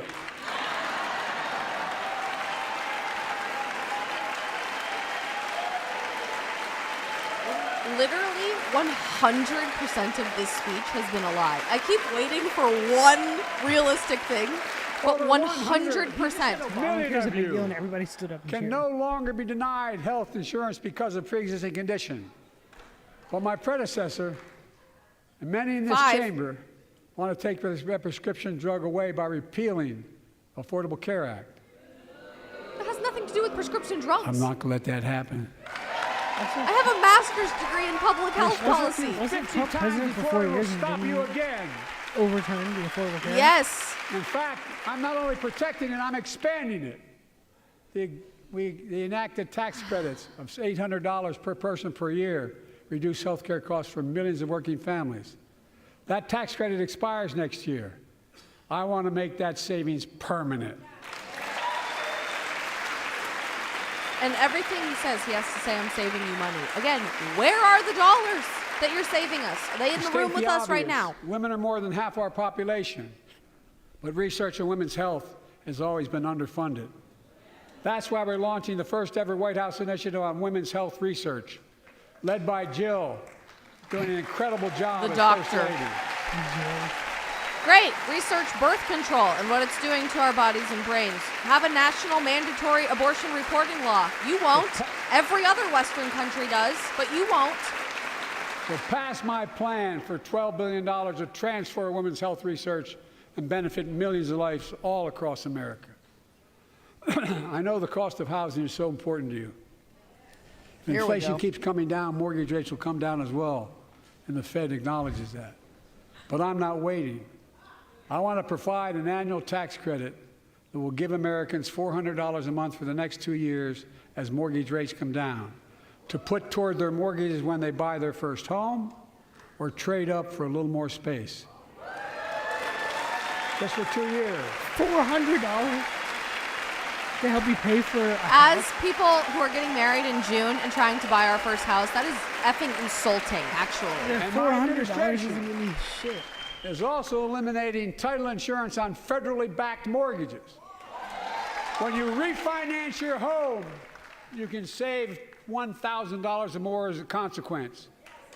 For millions of renters, we're cracking down on big landlords who use antitrust law, who break antitrust laws by price fixing and driving up rents. He has no idea what he's talking about. We've cut red tape so builders can get federally financing, which is already helping build a record 1.7 million new housing units nationwide. Now Literally nobody. pass and build and renovate 2 million affordable homes and bring those rents down. You can't if you keep giving it away for free to illegal immigrants, by the way. The money's got to come from somewhere also. This is so insulting as people who spend every night on Zillow trying to buy a house. To remain the strongest economy in the world, we need to have the best education system in the world. Not from you, dude. And I suspect all of you, want to give every child, a good start by providing access to preschool for 3 and 4 years old. Preschool. He's going to talk about book bans, I guarantee you. I think I pointed out Newsflash, last year- people, don't send your kids to public school. Base.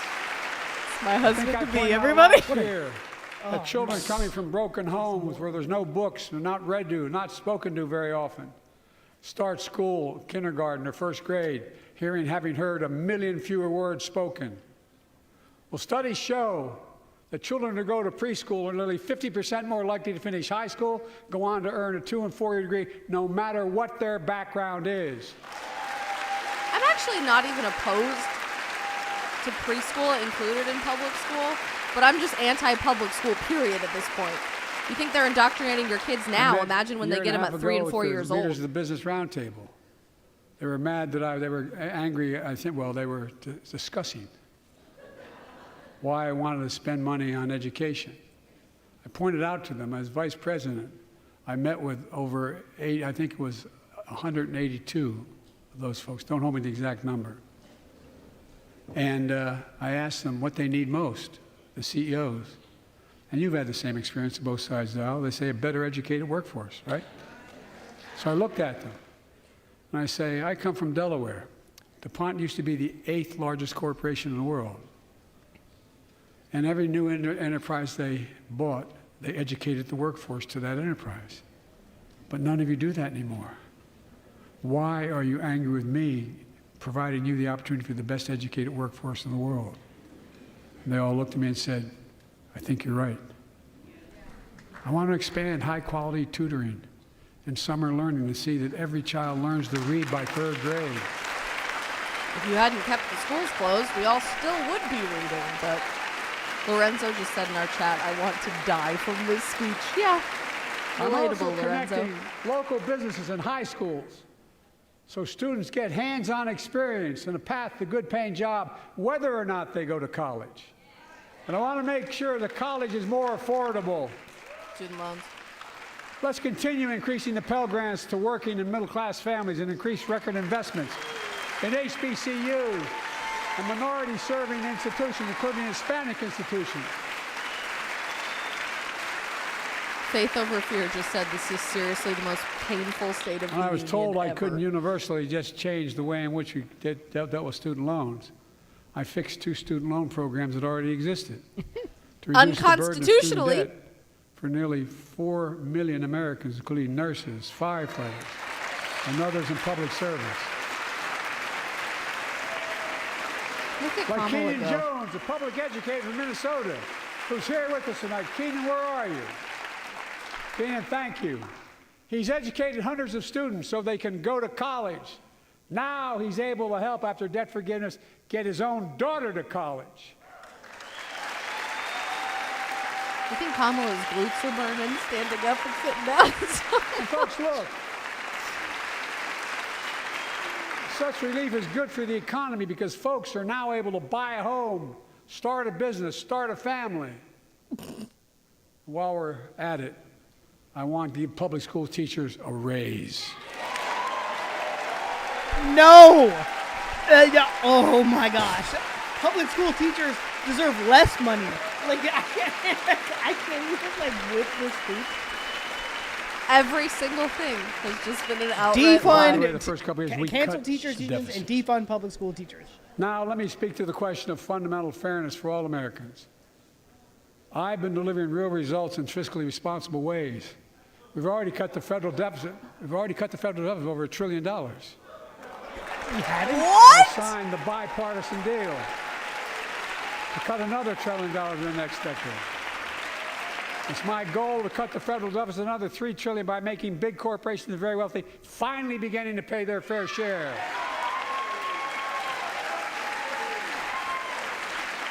It must be nice to be this delusional. Look,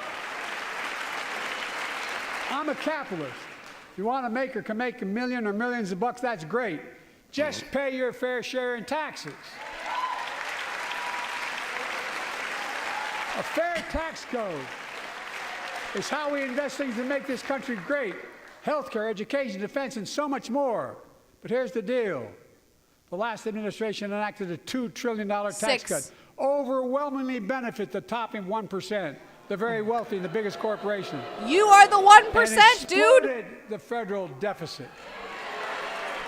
That's you. He exploded They the added deficit more because to of the national COVID. debt than any presidential term in American history. Because of COVID. Check the numbers. Because of Folks at COVID. home, does anybody really think the tax code is fair? No, Do because you of really you, think the wealthy and big jerks. corporations need another $2 trillion tax break?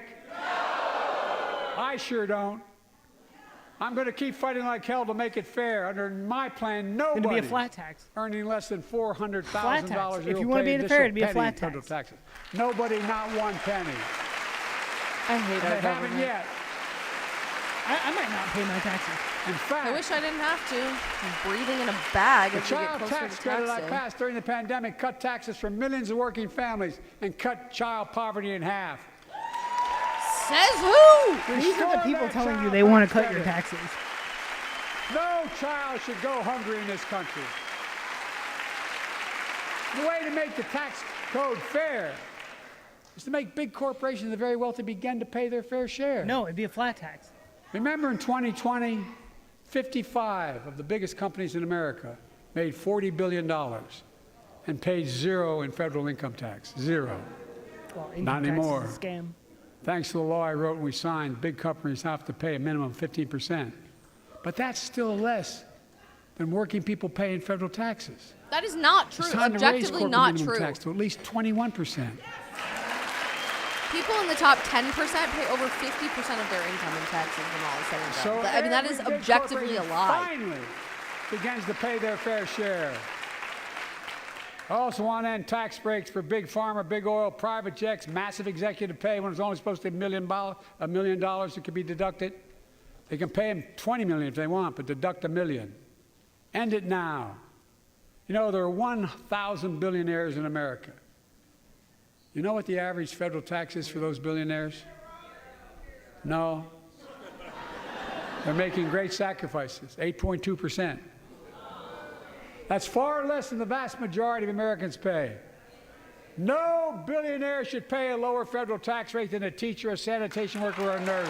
Somebody needs to fact check all of this because I'm not buying a single cent of what he is saying. If you had a flat tax, everybody paid the same percentage, but the wealthy would pay Yep. more, but they Tax pay for the same billionaires percentage. Agreed. at 25%, just 25%. You know what that would raise? That would raise $500 billion over the next 10 years. Then we could just give to you. And imagine what that could do for America. True. Imagine a future with affordable child care. Millions of families can get they need to go to work to help grow the economy. Imagine You know a what? future with paid leave I gotta go on a rant. because no one should have to You know choose who's doing between Wait for the clap, wait for the working and clap. taking care of their sick family member. You know who's doing Imagine. affordable child care? Imagine the future of home care and elder Ron care. freaking DeSantis. and people who's living made with every single disabilities child so they can product stay in their tax-free homes in the and state family of Florida. caregivers can finally get the pay they deserve. Tonight, let's all agree once again to stand up for seniors. Many of my friends He's on campaigning, the other side clearly. of our line put friends, Social yes, 'cause Security you're on the ancient. chopping block. If anyone here tries to cut Social Security, Medicare, or raise the retirement age, I will stop you. I don't want to raise the retirement age. I want to make you have a retirement age. You are The too working old people. to be the president. The working people who built this country pay more into Social Security than millionaires and billionaires do. It's not fair. We have two ways to go. Republicans can cut Social Security and give more tax breaks to the wealthy.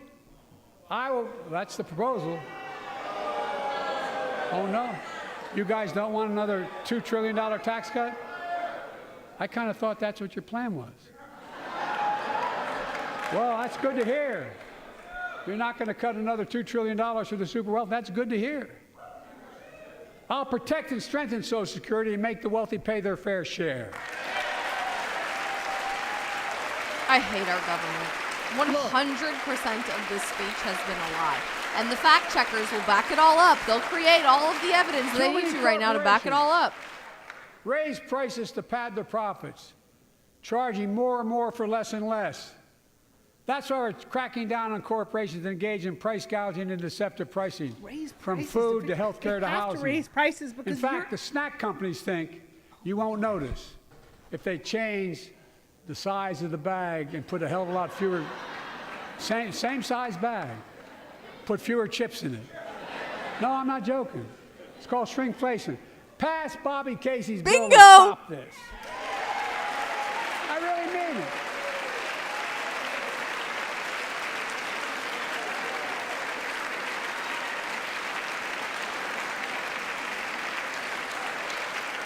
You probably all saw that commercial on Snickers bars.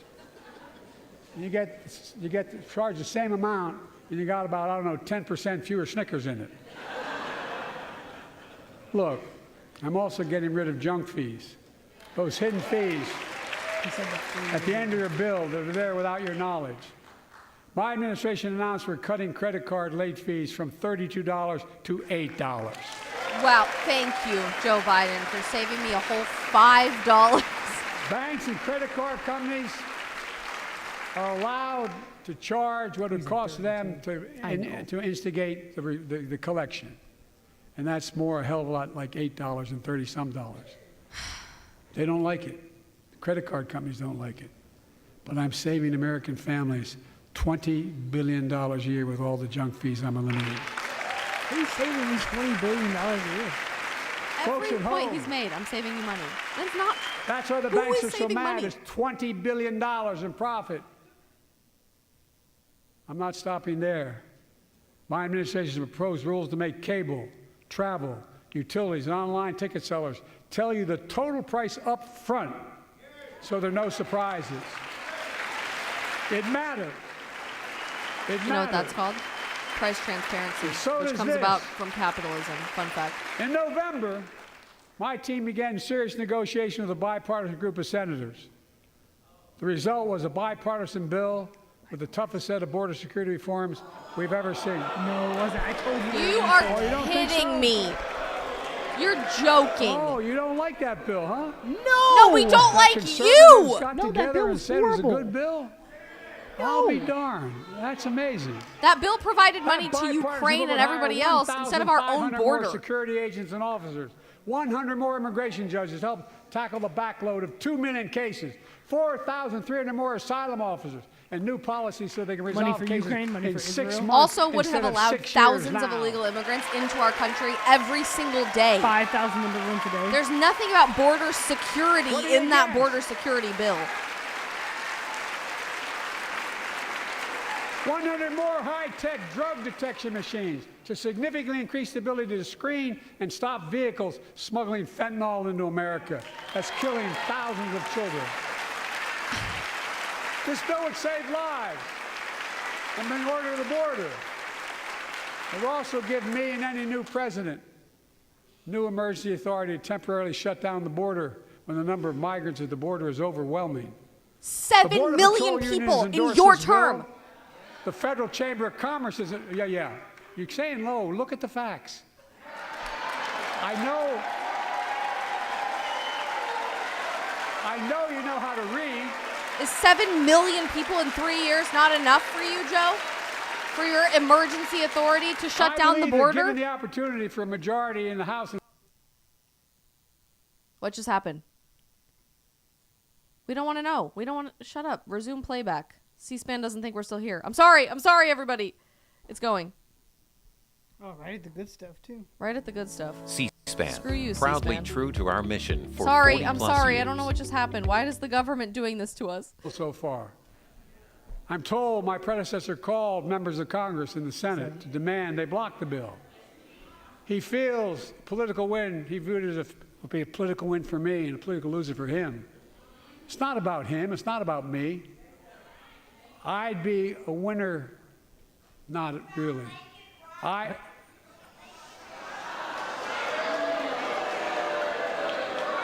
What is happening? Lincoln Riley, an innocent young woman who was killed by an illegal. That's right. But how many of the thousands of people being killed by illegals? To her parents, I say, my heart goes out to you, having lost children myself. I understand. But look, if we change the dynamic at the border, people pay these smugglers $8,000 to get across the border because they know if they get by and let into the country, it's 6 to 8 years before they have a hearing. And it's worth taking the chance of the $8,000. But if it's only 6 weeks, the idea is it's highly unlikely that people will pay that money and come all that way knowing that they'll be able to be kicked out quickly. What? Folks, you invited them. I would respectfully suggest my Republican friends owe it to the American people, get this bill done. We need to act now. No.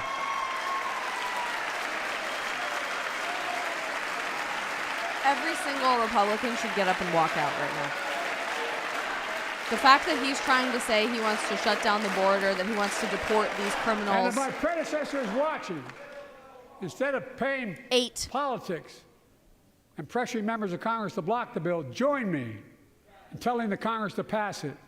We can do it together. That was the worst bill ever. But apparently, here's what he will not do. I will not demonize immigrants saying they are poison in the blood of our country. I will not separate families. AKA, we're going to keep letting child trafficking take place across our border because we're fine with that. Unlike my predecessor on my first day in office, I introduced a comprehensive bill to fix our immigration system. Take a look at it. It has all these and more. Secure the border. Provide a pathway to citizenship for dreamers. And so much more. But unlike my predecessor, nine times he's blamed Trump. We're the only nation in the world with a heart and soul that draws from old and new. Home to Native Americans, and ancestors have been here for thousands of years. Home to people of from every place on earth. They came freely. Some came in chains. Some came when famine struck, like my ancestral family in Ireland. Some to flee persecution. To chase dreams that are impossible anywhere but here in America. That's America. And we all come from somewhere, but we're all Americans.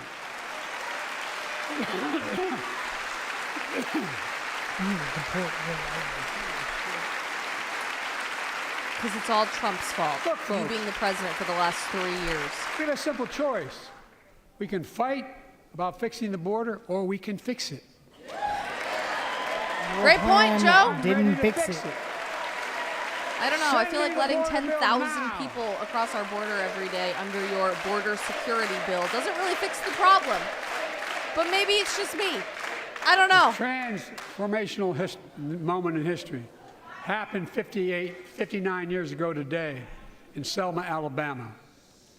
Hundreds of foot soldiers for justice marched across the Edmund Pettus Bridge, named after the Grand Dragon of the Ku Klux Klan, to claim their fundamental right to vote. They were beaten, they were bloody, and left for dead. Our late friend and former colleague, John Lewis, was on that march. We miss him.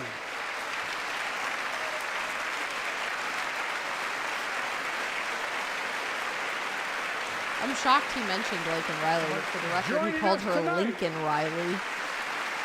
The head football coach of USC.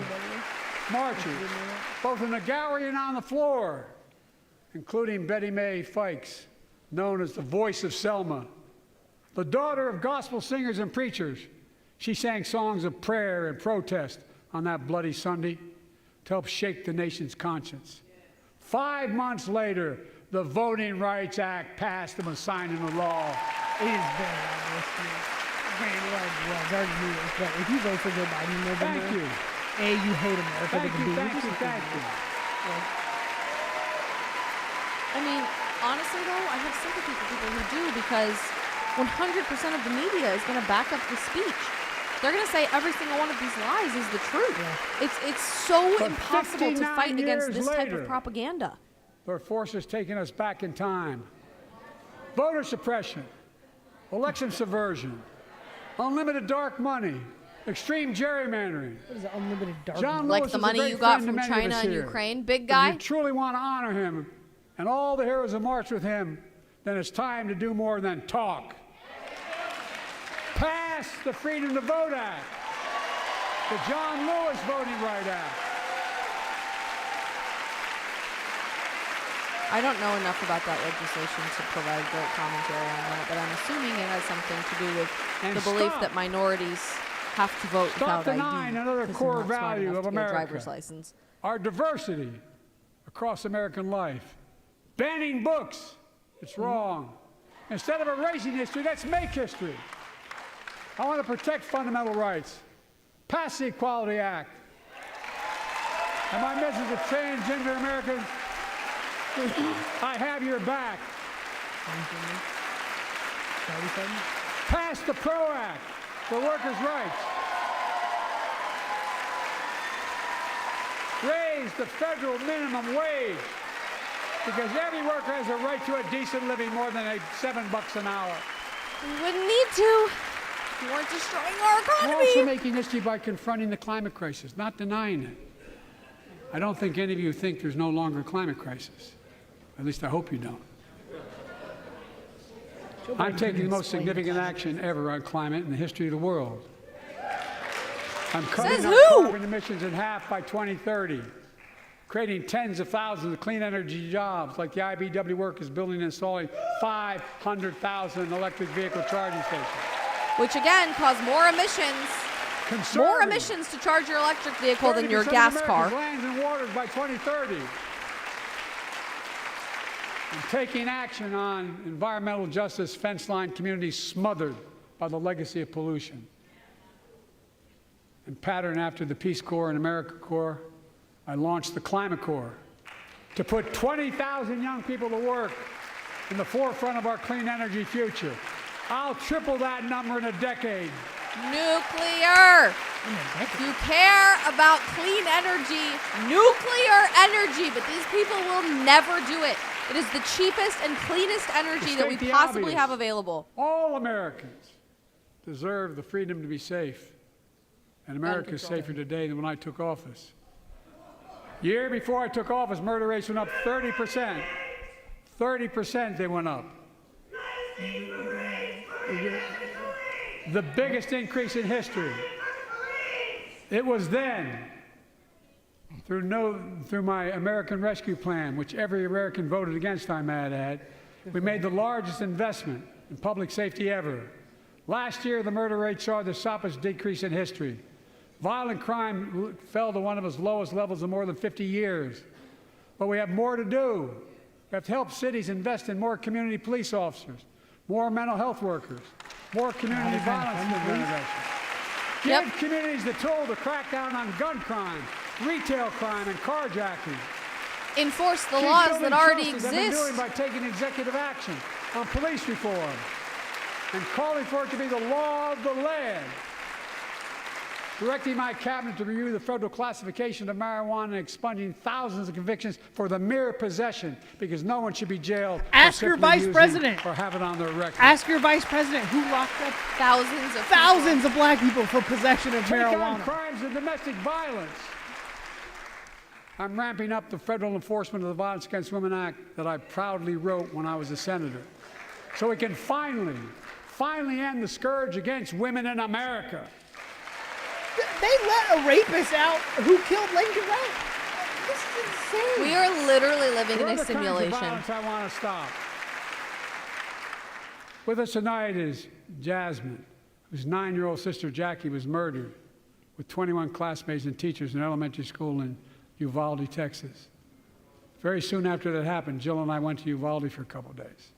We spent hours and hours with He's each going of to the say families. ban assault weapons, but he We won't heard their define what that message. is. Nope. So everyone in this room, in this chamber, could hear the same message. The constant refrain, and I was there for hours meeting with every family. They said, do something. Yep. Wait for ban Do assault something. weapons, everybody. Well, I did do something by establishing the first ever Office of Gun Violence Prevention in the White House, that the Vice President is leading the charge. Thank you for doing it. Meanwhile, As a reminder, in Uvalde, the police stood in the hallway for hours. Literally just waited. They did nothing, even though they were there. meanwhile, my predecessor told the NRA 9. he's proud he did nothing on guns when he was president. Oh. After another shooting in Iowa recently, he said, when asked what to do about it, he said, just get over it. There's his quote, just get over it. Mike Johnson rolling his I eyes say, there. stop it. Stop it, stop it, stop it. Everything is Trump's fault, even though he hasn't been president for 3 I'm proud years. to beat the NRA when I signed the most significant gun safety law in nearly 30 years because of this Congress. We now must beat the NRA again. I'm demanding a ban on assault weapons and high-capacity magazines. What is a high-capacity magazine? Pass What is an universal assault weapon, background Joe? checks. None of this. I taught the Second Amendment for 12 years. None of this violates the Second Amendment or vilifies responsible gun I don't even owners. know what assault weapons means, you dipshit. You know, as we Language. manage challenges at home, we're also managing crises abroad, including in the Middle East.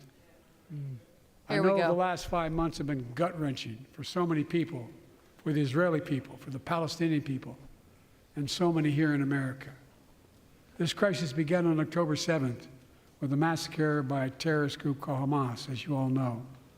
1,200 innocent people, women and girls, men and boys, slaughtered Rape. after enduring sexual violence. Babies cooked in The ovens. deadliest day for the Jewish people since the Holocaust. And 250 hostages taken.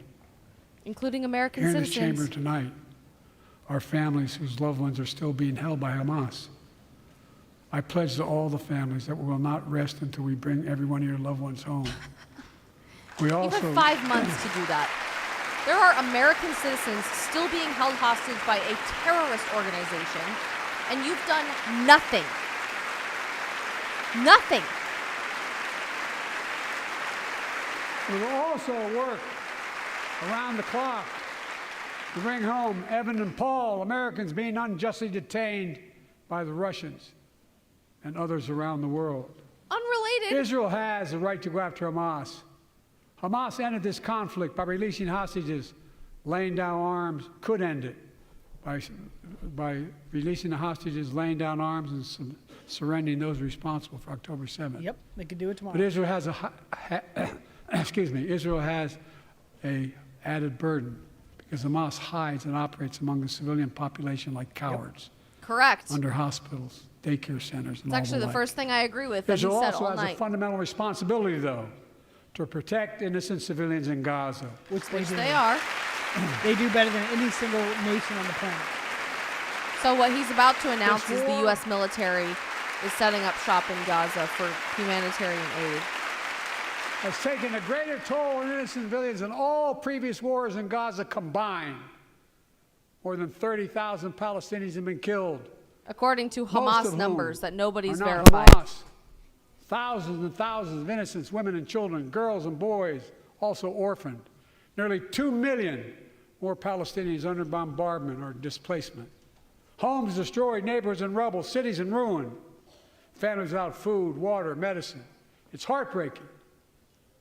I've been working nonstop to establish an immediate ceasefire that would last for 6 weeks to get all the prisoners released. Ceasefire when Hamas attacked. To get the hostages home. Idiot. And ease the intolerable and humanitarian crisis, and build toward an enduring, something more enduring. The United States has been leading international efforts to get more humanitarian assistance to Gaza. Tonight, I'm directing the U.S. military to lead an emergency mission to establish a temporary pier in the Mediterranean on the coast of Gaza that can receive large shipments carrying food, water, medicine, and temporary shelters. No U.S. boots will be on the ground. A temporary pier will enable a massive increase in the amount of humanitarian assistance getting into Gaza every day.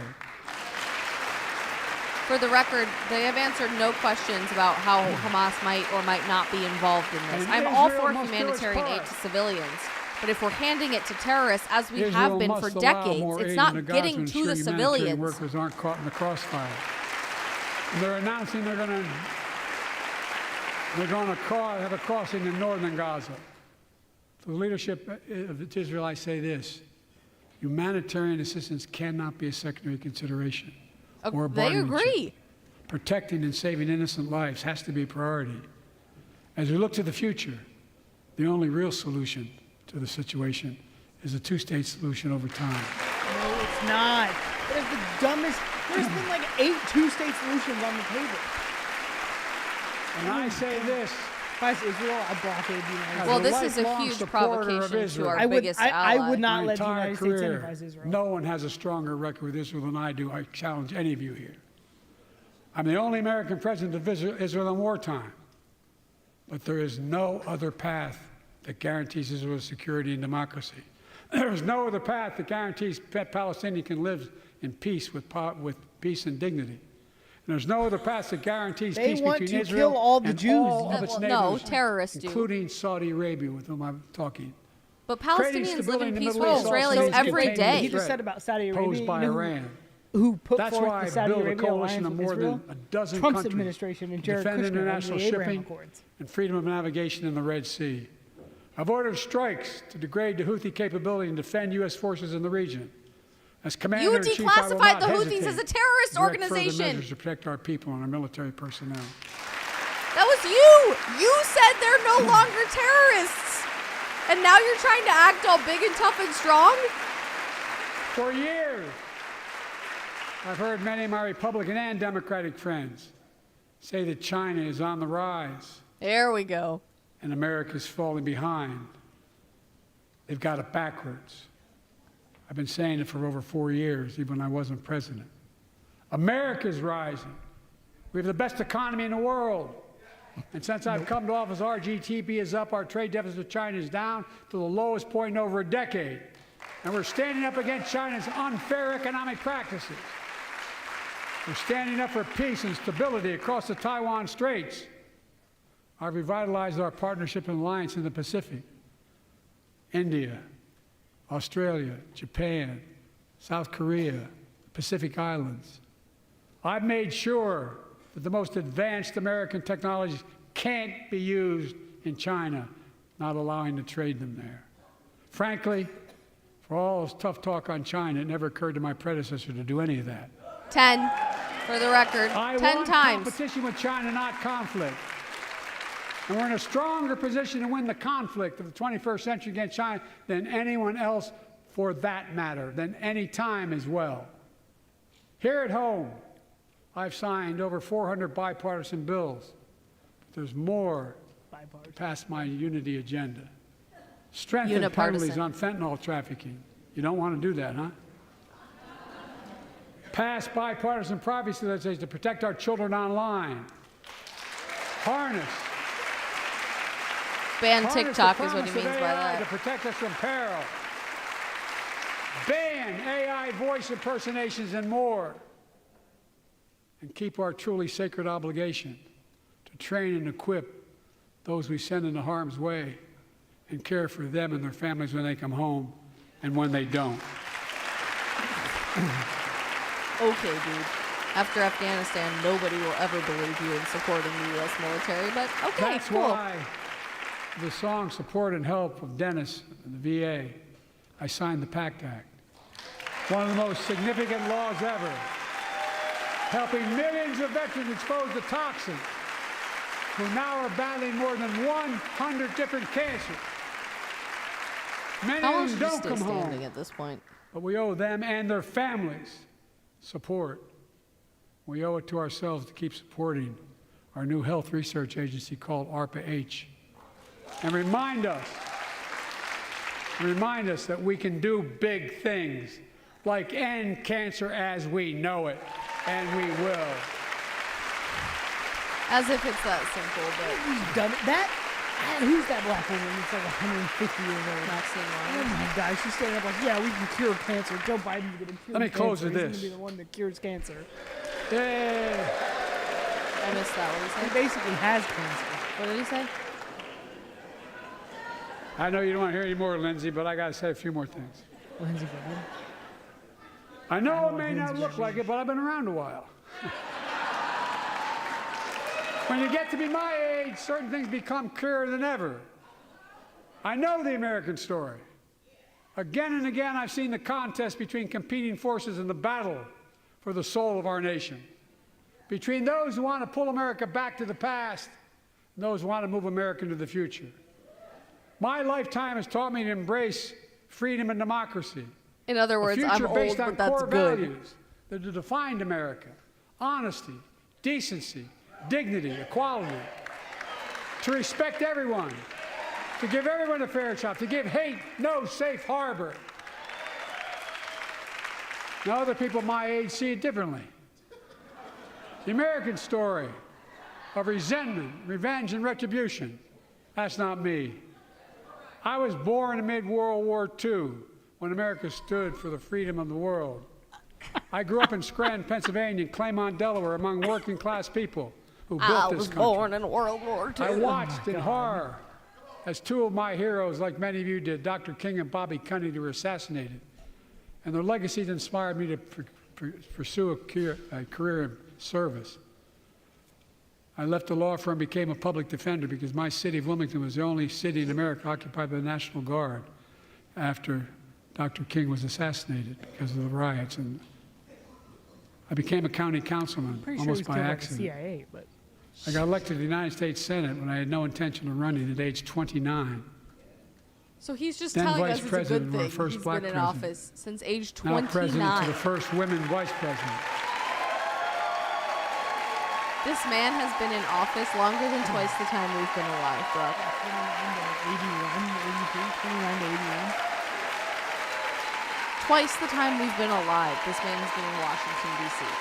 And our country is that much of In a my shit show. career, I've been told I was too young. By the way, they're going to let me on the Senate elevators for votes sometimes. Not a joke. And I've been told I'm too old. Yeah! Whether young or old, I've always known what endures. I've known our North Star. The very idea of America is that we're all created equal and deserves to be treated equally throughout our lives. We've never fully lived up to that idea, but we've never walked away from it either. And I won't walk away from it now. I'm optimistic. I really am. I'm optimistic, Nancy.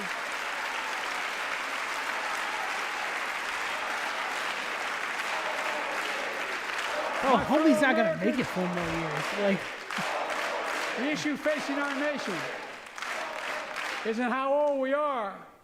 It's how old are our ideas.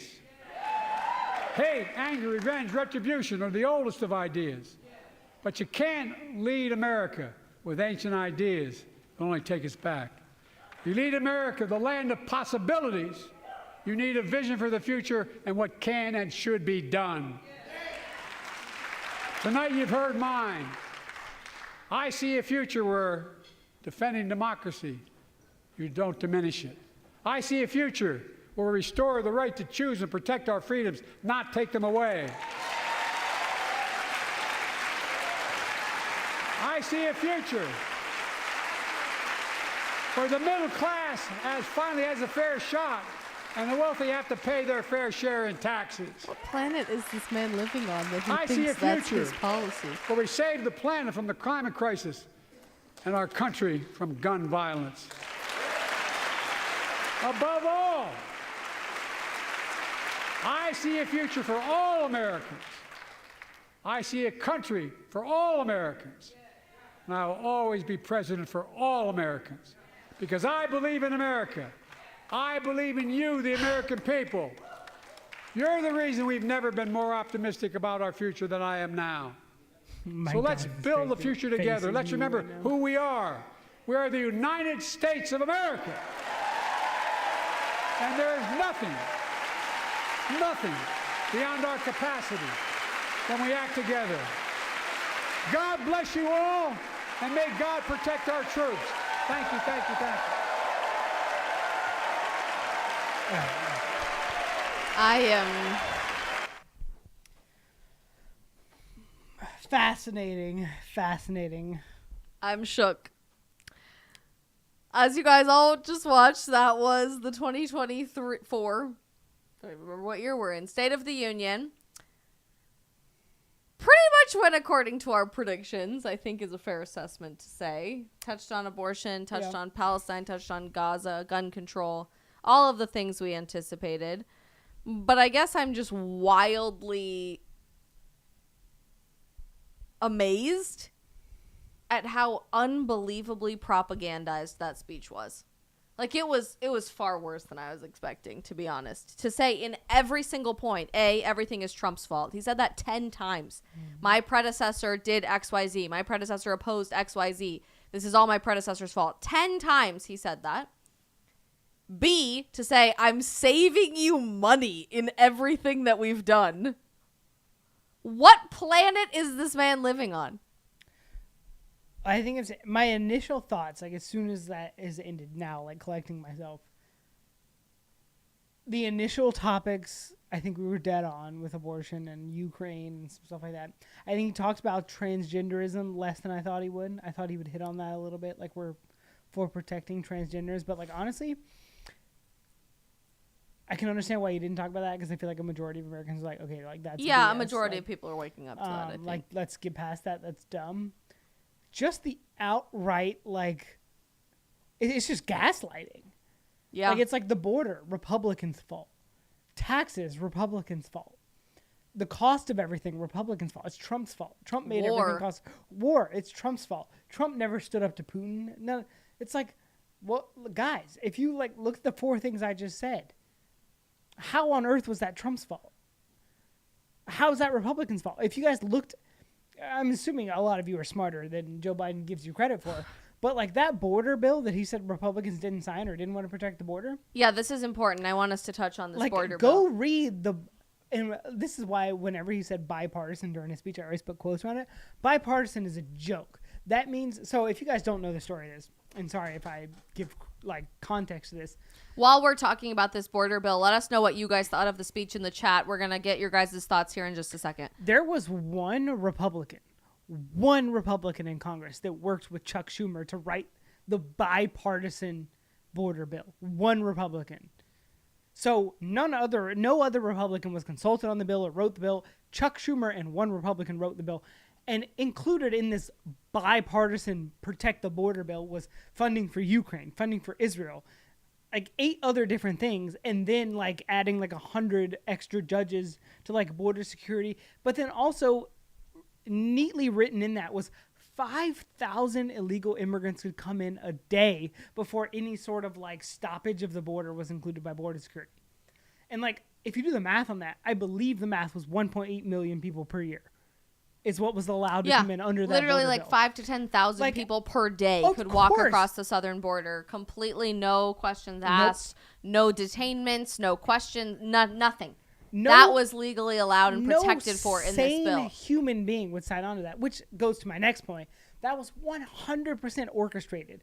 They wanted to come into the speech tonight saying, they didn't pass this we bill. We wanted Yep. to protect the border, but the Republicans didn't. By calling it a border security bill, even though it had literally nothing to do with that. They had no intention of protecting the border. It was all BS. Yeah, that part probably made me the most angry because he tried to paint himself as this like champion of border security, saying he wanted to have emergency powers to shut down the border. No, you didn't.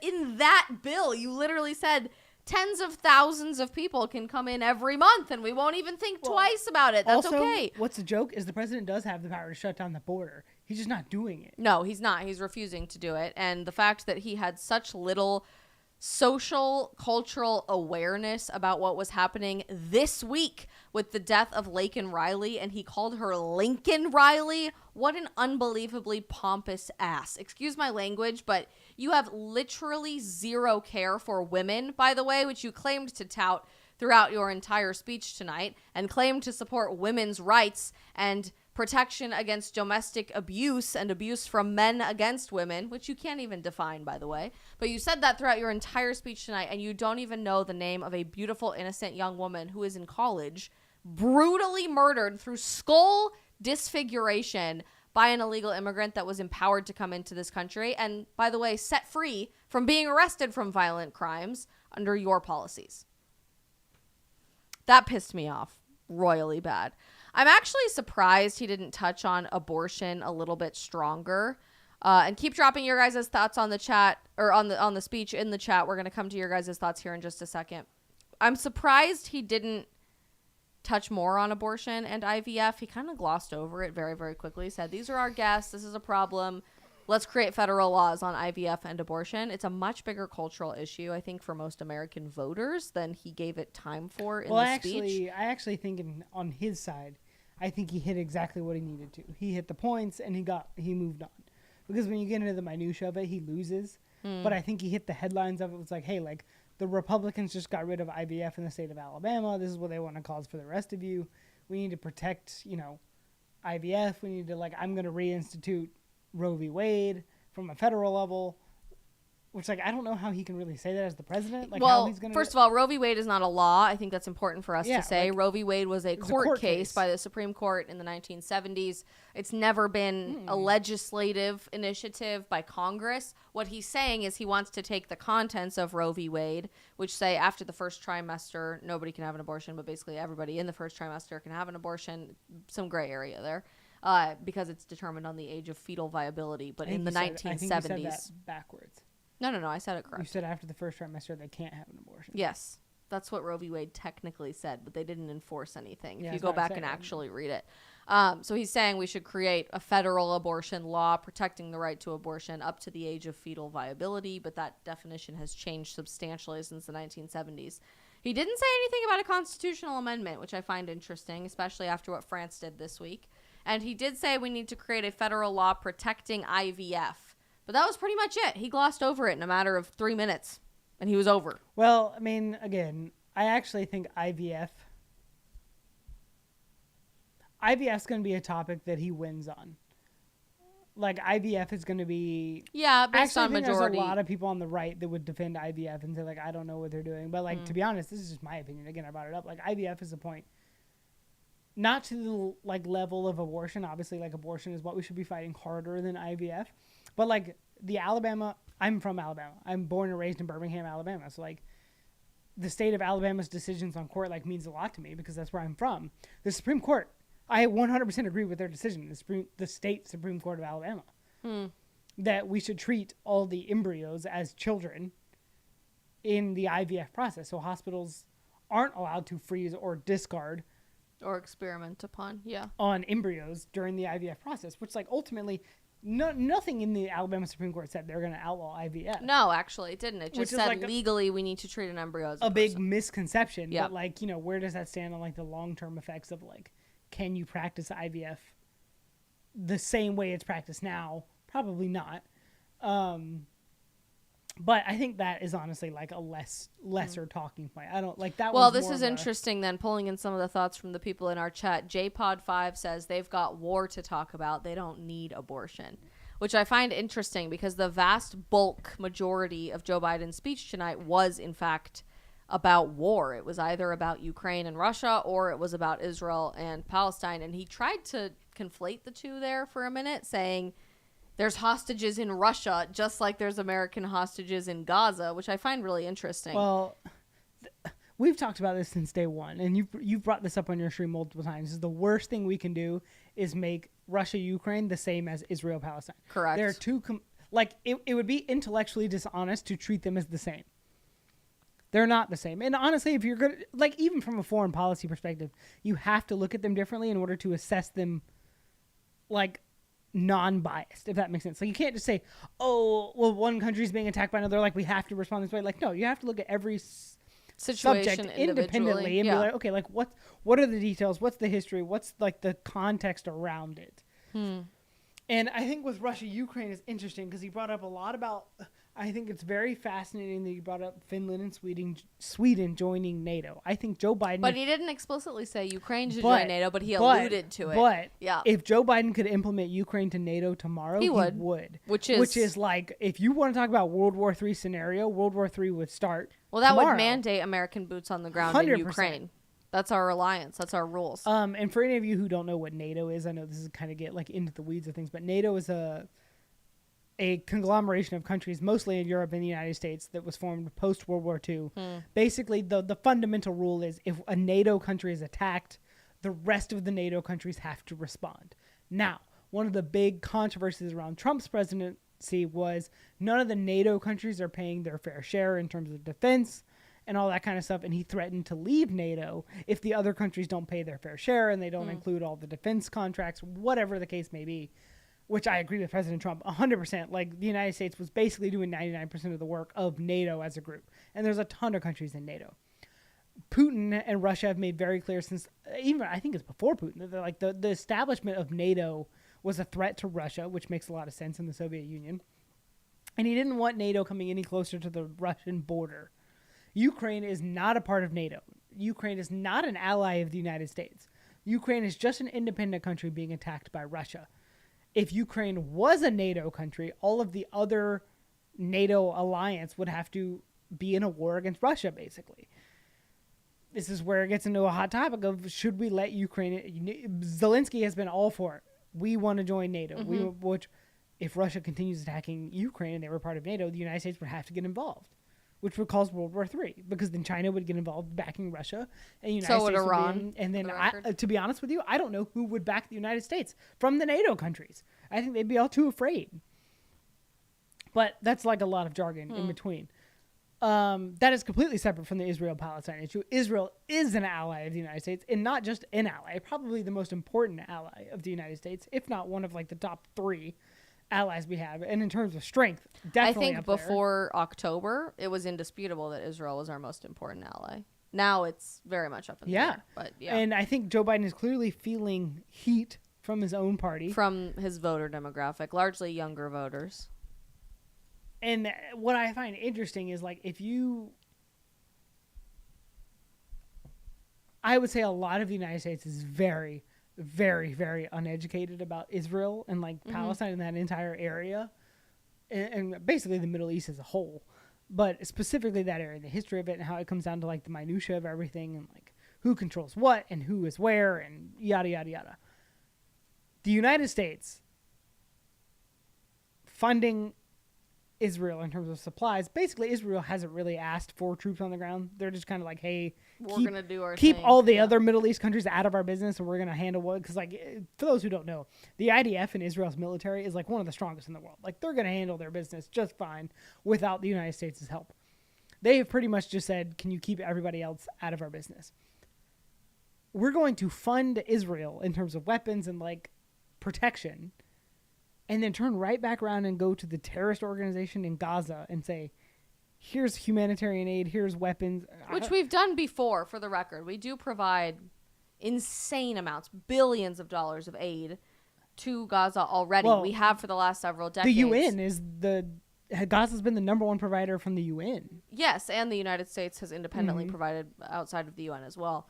And we do already hand it to Hamas as the governing body of Gaza, which obviously does not make its way to civilians. So I'm really curious how this new U.S. military port is going to be governed? Is it us handing it directly to civilians, or are we going through the governing body? If I was Netanyahu, I'd be pissed. and the president, and so for those who don't know, again, Netanyahu's not the president of Israel, Prime he's Minister. the prime minister. There is a president of Israel, I believe, right? Isn't that correct? Separate Separate, like entity, whatever. Their governance is different than ours. I would be livid. I'd be like, what From are our you doing? largest And everybody ally. says like, oh, well, Israel had a blockade on Gaza. All this kind of stuff.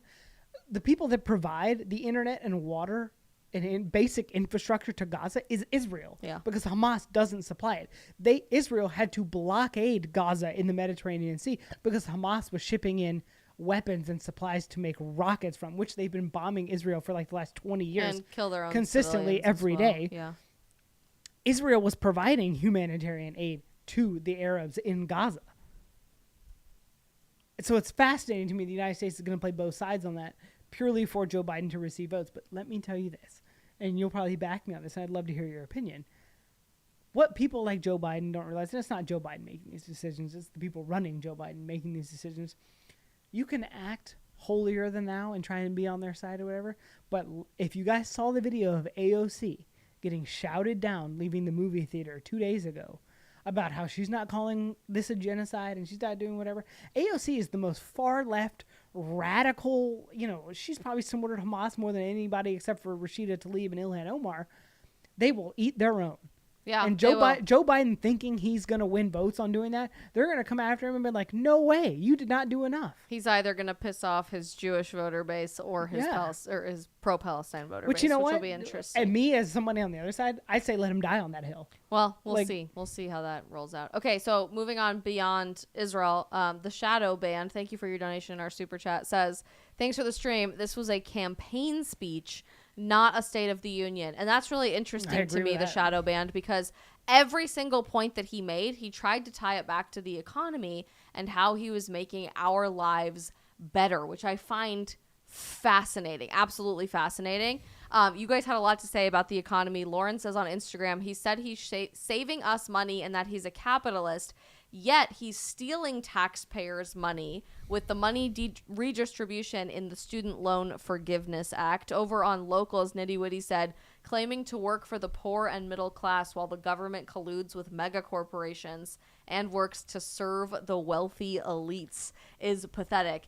Literally every single thing that this man had to say about the economy was a lie. Was just a straight up lie. Like let's one thing he said that I mental noted to come back to. Joe Biden said he's done more for farmers than his predecessor and anybody else. He's letting the CCP buy all of the farming land. Let me tell you what, if there's anybody that follows you on social media because you have the big presidents that is in rural if any America of you guys work in agriculture, and in agriculture can back us up on this, Joe Biden has done more against agriculture, even in the climate fight. He talked about this, that he's done. They're the people that say farming should be banned because of climate change. That's their party. So for Joe Biden to say he's done more for farmers and agriculture in America is insane.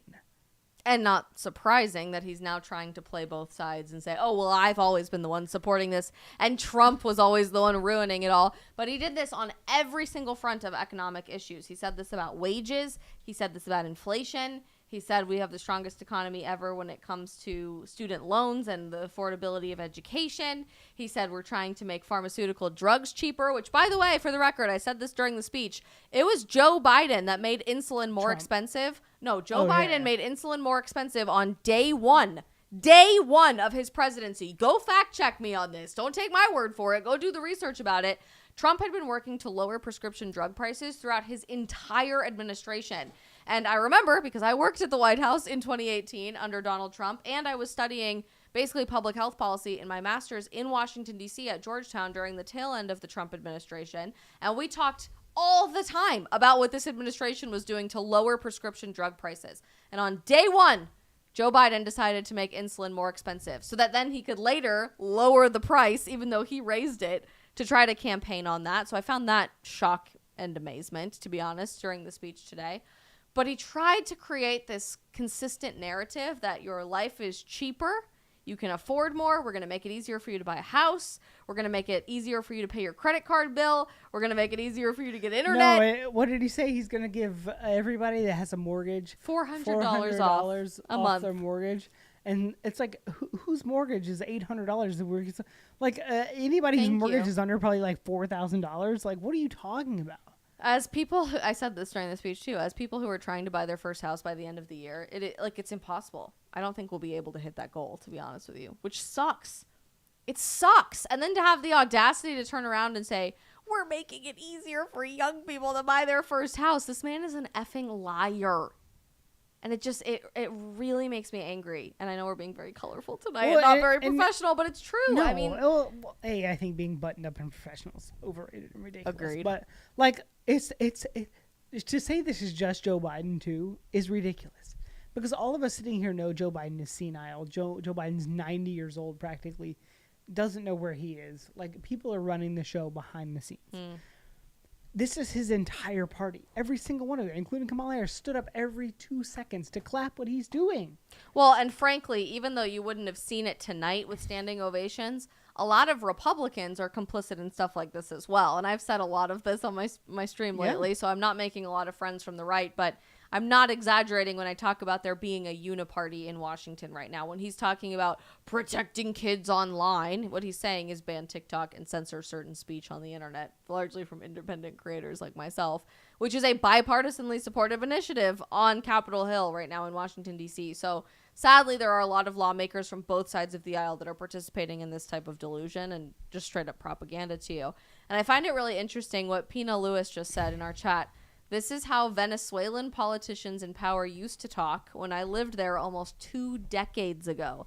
This guy is just trying to buy votes. The poorer the people, the easier they are to control. And I think so much of what Joe Biden said tonight might have sounded like he's trying to liberate you and create more freedom for you, but in truth is intentionally trying to control you, to convince you that you shouldn't have a strong family unit, to convince you that you need to rely on the government for affordability, to convince you that the government is trying to fight for you and stand up for you on the global sphere and stage against all of these horrible adversaries. I don't know the politest way to say this, but the government is not your friend. And especially in the last couple of years, the federal government is not on your side. They are not fighting for you. They are fighting to make it easier to control you. I couldn't have said that better myself. Pina Lewis. Whew, yeah. Oh my gosh, that just made me fired up. I don't know if I'm going to be able to sleep tonight. I'm going to be like wired, like shaking, like, oh my God, I wish I would have said this. But like, obviously on the foreign policy stuff, move that aside. We all know that would be BS. Just like the fact that they can sit there. And I know I've said the word gaslight a few times. No, it's like, straight up it's gaslighting. Like, that the Democrats are the party for agriculture, and the Democrats are party for tax cuts, and the Democrats are the party of like fill in XYZ, like whatever the thing is like. Somebody made a good point earlier in the I think it was in the Instagram comment saying like the border bill had no intentions of passing. It's true. It didn't. We brought that up. Like, that was designed so they could gaslight us today and say, oh, we tried to protect the border or whatever. Like, this is why I'm honestly, like, now having looked back to the fact, I actually think Mike Johnson did a pretty good job. I do too. As the Speaker of the House behind Joe Biden being basically the leader of Congress in that sort of session. And not standing and not clapping, showing that, like, these people are not on your side. And as much crap as I give Republicans for being like just as bad or like just as complicit in some of the problems, like the Democrats are not on your side. And like, you know, I don't know if you have a lot of liberal followers. I doubt it, because liberals tend to just be so single track minded that they don't even want to talk to anybody. But like, I don't know how you can be a Democrat, listen to what they said and be like, oh yeah, they're telling us the truth. Or yeah, this is the direction that we need to go. Like, they're clearly working in opposition of the people of America. And yet gaslighting you into believing telling you it's they're on fighting your side. for you. Yeah. Which is disgusting and just straight up propaganda. And like, there's a great, like, I don't necessarily think the Republicans are the answer in terms of like the Republicans in Congress, if that makes sense. Now, I think like voting there for are Trump, some, yeah. there are some that are trying to, but like there are a lot of Republicans that are just as bad. But you don't have to be a Republican, but you sure as hell can't be a Democrat.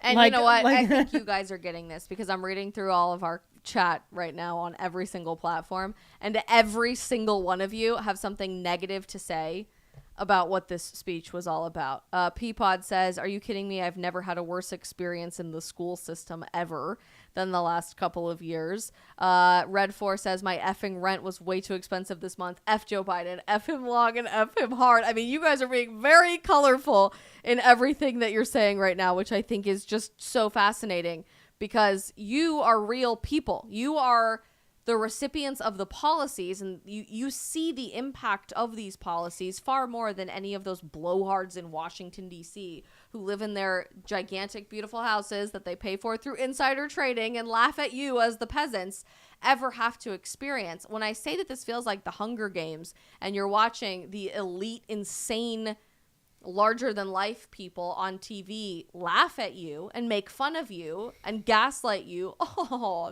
the normal people, the peasants who have to live through all of our decisions.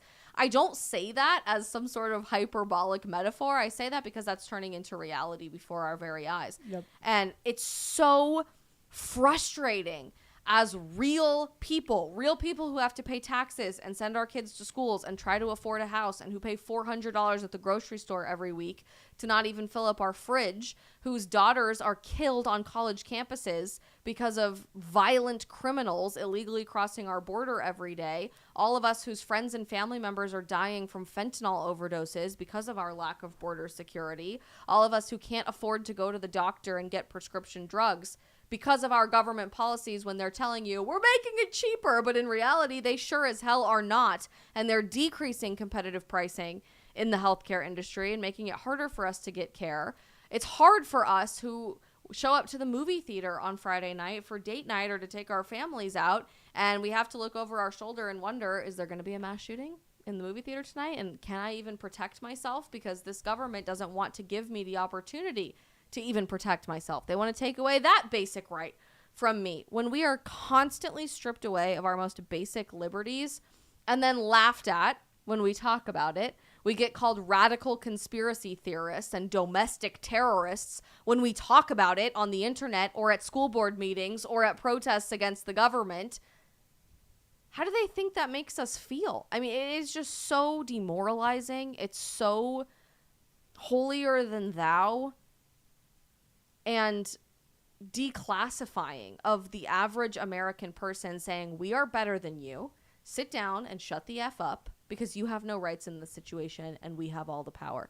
And luckily, reading through these comments, you guys seem to respond to this speech and all of the insane propaganda that's coming out from the government the exact same way that we are, right? You are having the exact same lived experiences that we are. You are seeing real life on the ground every day. Don't let go of the power that you still have in America to make a difference and make a change, because they are trying to strip that away from you with every possible opportunity today, be that silencing you on social media, labeling you a radical domestic terrorist for going to church on Sunday, or testifying at your child's school board meeting, or even trying to make it more difficult for you to vote. But don't let them do that. It is March 7th today. We are exactly how many months away is November 7th election day? April, May, June, July, I don't know what the August, day in November the first September, Tuesday October, is. November. I think it's November 5th this year. So 8 we are months? less than 8 months away from election day.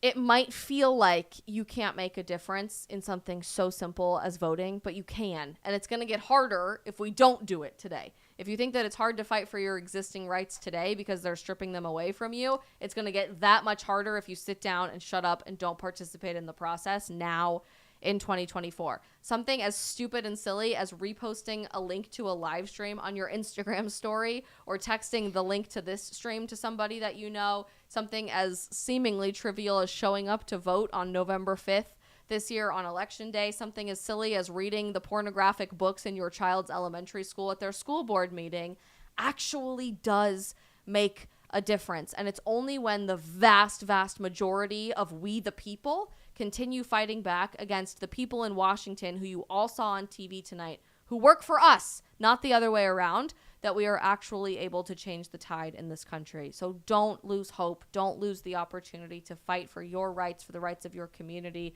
for the rights of your kids and everyone else moving forward in American society. Speak up now before it's too late. Brock, any words of wisdom to close us out tonight? Leave us on a more positive note than the insanity that was that speech. I wasn't going to go that direction. I was going to Be positive. Be positive. We like to keep it positive at the end. Be positive. Be positive. Well, I'll go in two directions. Both are positive. Okay. First direction that I will go. And, you know, some people might agree with me. Some people might not. That's depending on your view of life and where you go in terms of faith and all that kind of stuff. The first direction I'll go is say, you know what, all of this seems bad, but you know what, the more I see chaos and the more I see the direction of society go in the wrong direction, or what I would consider the wrong direction, I always think, you know what, it's supposed to get worse. Yep. It's going to get worse. And the more I think about that is like, you know, you think it's bad. You're like, oh, it's bad, it's bad, it's bad. Like, oh, what could our country be like, whatever.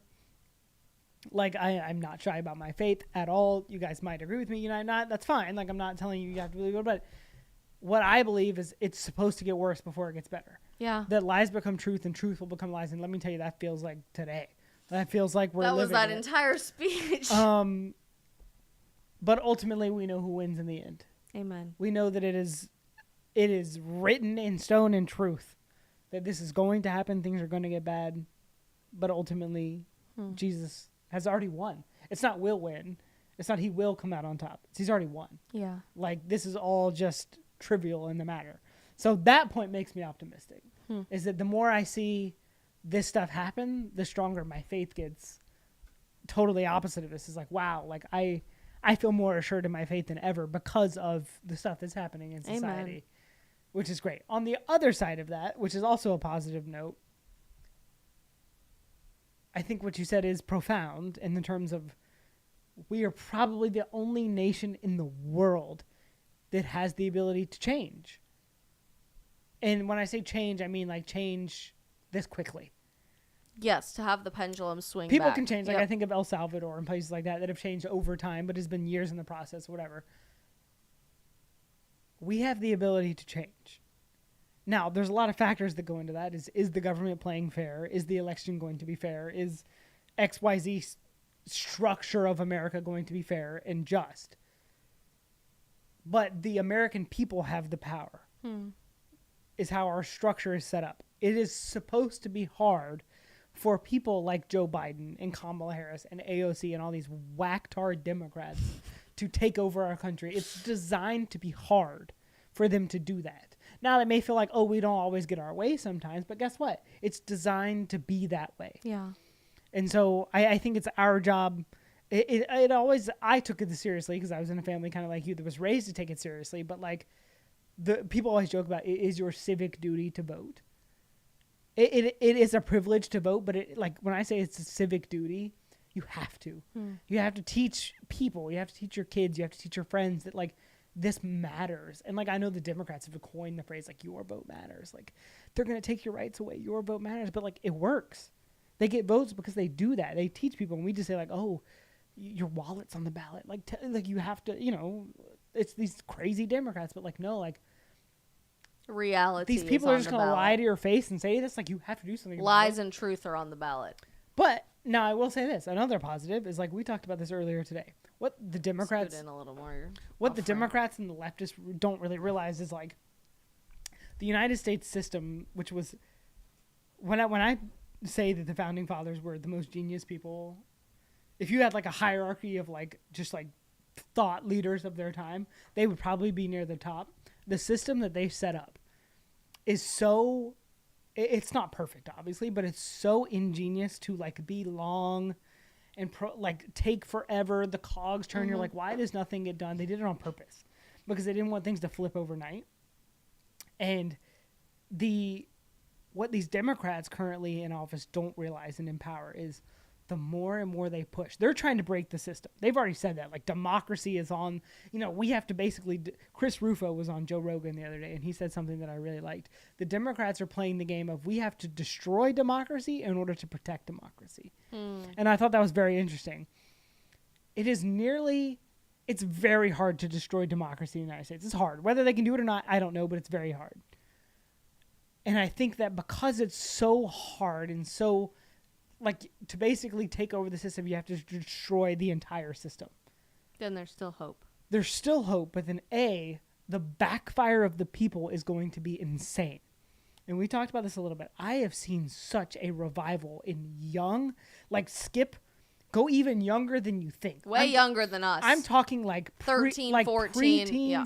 early high school, freshmen, sophomores in college, being so radicalized in like their faith. And I say radicalized in the good sense. It's like they're seeking On fire. They're seeking truth. Yeah, on fire is a great word. They're seeking like God. They're seeking something holier than themselves, and they're seeking like this. They're calling out the BS. They're like this transgender ideology in my high school. This weird like sense that I have to like obey this is ridiculous. I see it, which is good. I'm like, okay, good. The snapback is going to be crazy. And that's what these people don't realize is they're going to get exactly what they asked for because everybody's going to be tired of their BS. Yeah. And like, hopefully in November we see a different outcome that will be the first step in that direction. But it gives me hope that there are people in our generation that are younger than us that are like, I don't subscribe to any of this. And that makes me happy. It's like, okay, great. Like, how do we fix this going forward? That there is that hope until they destroy the system, but it's designed to not be destroyed. Which is actually a great note for us to close the stream on tonight. When you're talking about these young teenagers and what we're seeing culturally in America, which is what my book is about, by the way. So you should pre-order my book if you haven't already. It's coming out March 19th, the end of the alphabet, How Gen Z Can Save America. We're talking about far more than political change in our country, far more than who's running for president, who votes for who, blah, blah, blah, blah, blah. Don't give away all of our secrets. And I loved this comment that was just dropped in our chat. So if I can leave you guys with anything, I love how you keep hitting the desk so it keeps shaking the camera. Sorry. Vibes81 dropped in our chat. You guys rock. We need a voice like this in South Africa as well. 99.999% of what I talk about on the stream every day has nothing to do with the United States of America. Somewhat. I mean, it's tied to what's in the news or what we did in Congress or whatever. But it has nothing to do with being a citizen of the United States of America. It has everything to do with the broken culture of Western civilization that all of us are living through right now. Tonight, we've had people watching all over the world, in Australia, and New Zealand, and South Africa, all across Europe and Canada, in South America, everywhere in between. I don't care what your nationality is, what your citizenship is, what your level of civic engagement is, how old you are, any of it. We have a gift today in 2024 with the magic invention of this magical machine to change culture all over the world as we know it if we embrace just a tiny bit of courage, 15 seconds at a time. Write a 280 character tweet. Make a 15-second TikTok video. Sit in your passenger seat of your car, not driving, and record yourself talking about what's going on your university campus or what's happening in your local government or your national government. Talk about what's happening with dating trends and faith in your country. You have absolutely no idea how many people you are going to impact if you just have a tiny bit of courage to do something, to be proactive somehow in not changing politics, not necessarily overthrowing the government, but impacting culture in whatever way that you can. Because everything that Joe Biden talked about tonight in the State of the Union, everything we would call overtly political, started because of changing cultural norms in America. It was the cultural normalization of abortion and degrading the family that led to that speech tonight. It was the cultural normalization of globalism and this idea of a one world government that's yielding all of these insane war policies from our current government. It is the cultural normalization of socialism that's encouraging the government to take over the means of production and try to regulate the economy with further and further stringent regulations and guardrails that are making it difficult for us to financially afford to exist in the United States of America. None of those things started as a bill in Congress or a guy running to sit in the Oval Office. They started with conversations on college campuses and posts on social media and coffee dates with friends. And I know that sounds so ridiculous. Like that couldn't possibly be true. But if you research any changing political norm in any country in Western civilization, it all started with a changing cultural norm. And you guys, Vibes81 in South Africa and everybody else watching around the world as well, are living through the exact same cultural changing tide that we are in the United States too. I've been really fortunate this year to go to both Canada and New Zealand for their annual March for Life rallies, which have been incredibly eye-opening, that the issue of abortion is not localized to America. It's not just about Roe v. Wade. It's a changing cultural norm all over the world. And in both of those situations, I've loved asking other Gen Zers or Gen Zers around the world, depending on where you are, what is going on in your high school, in your university classroom, what's going on with your dating lives and what you're seeing on TikTok. And it is all the same, that what we are dealing with in the United States of America is changing the definition of truth versus lies and creating an upside down reality that is based in propaganda from the people in positions of power.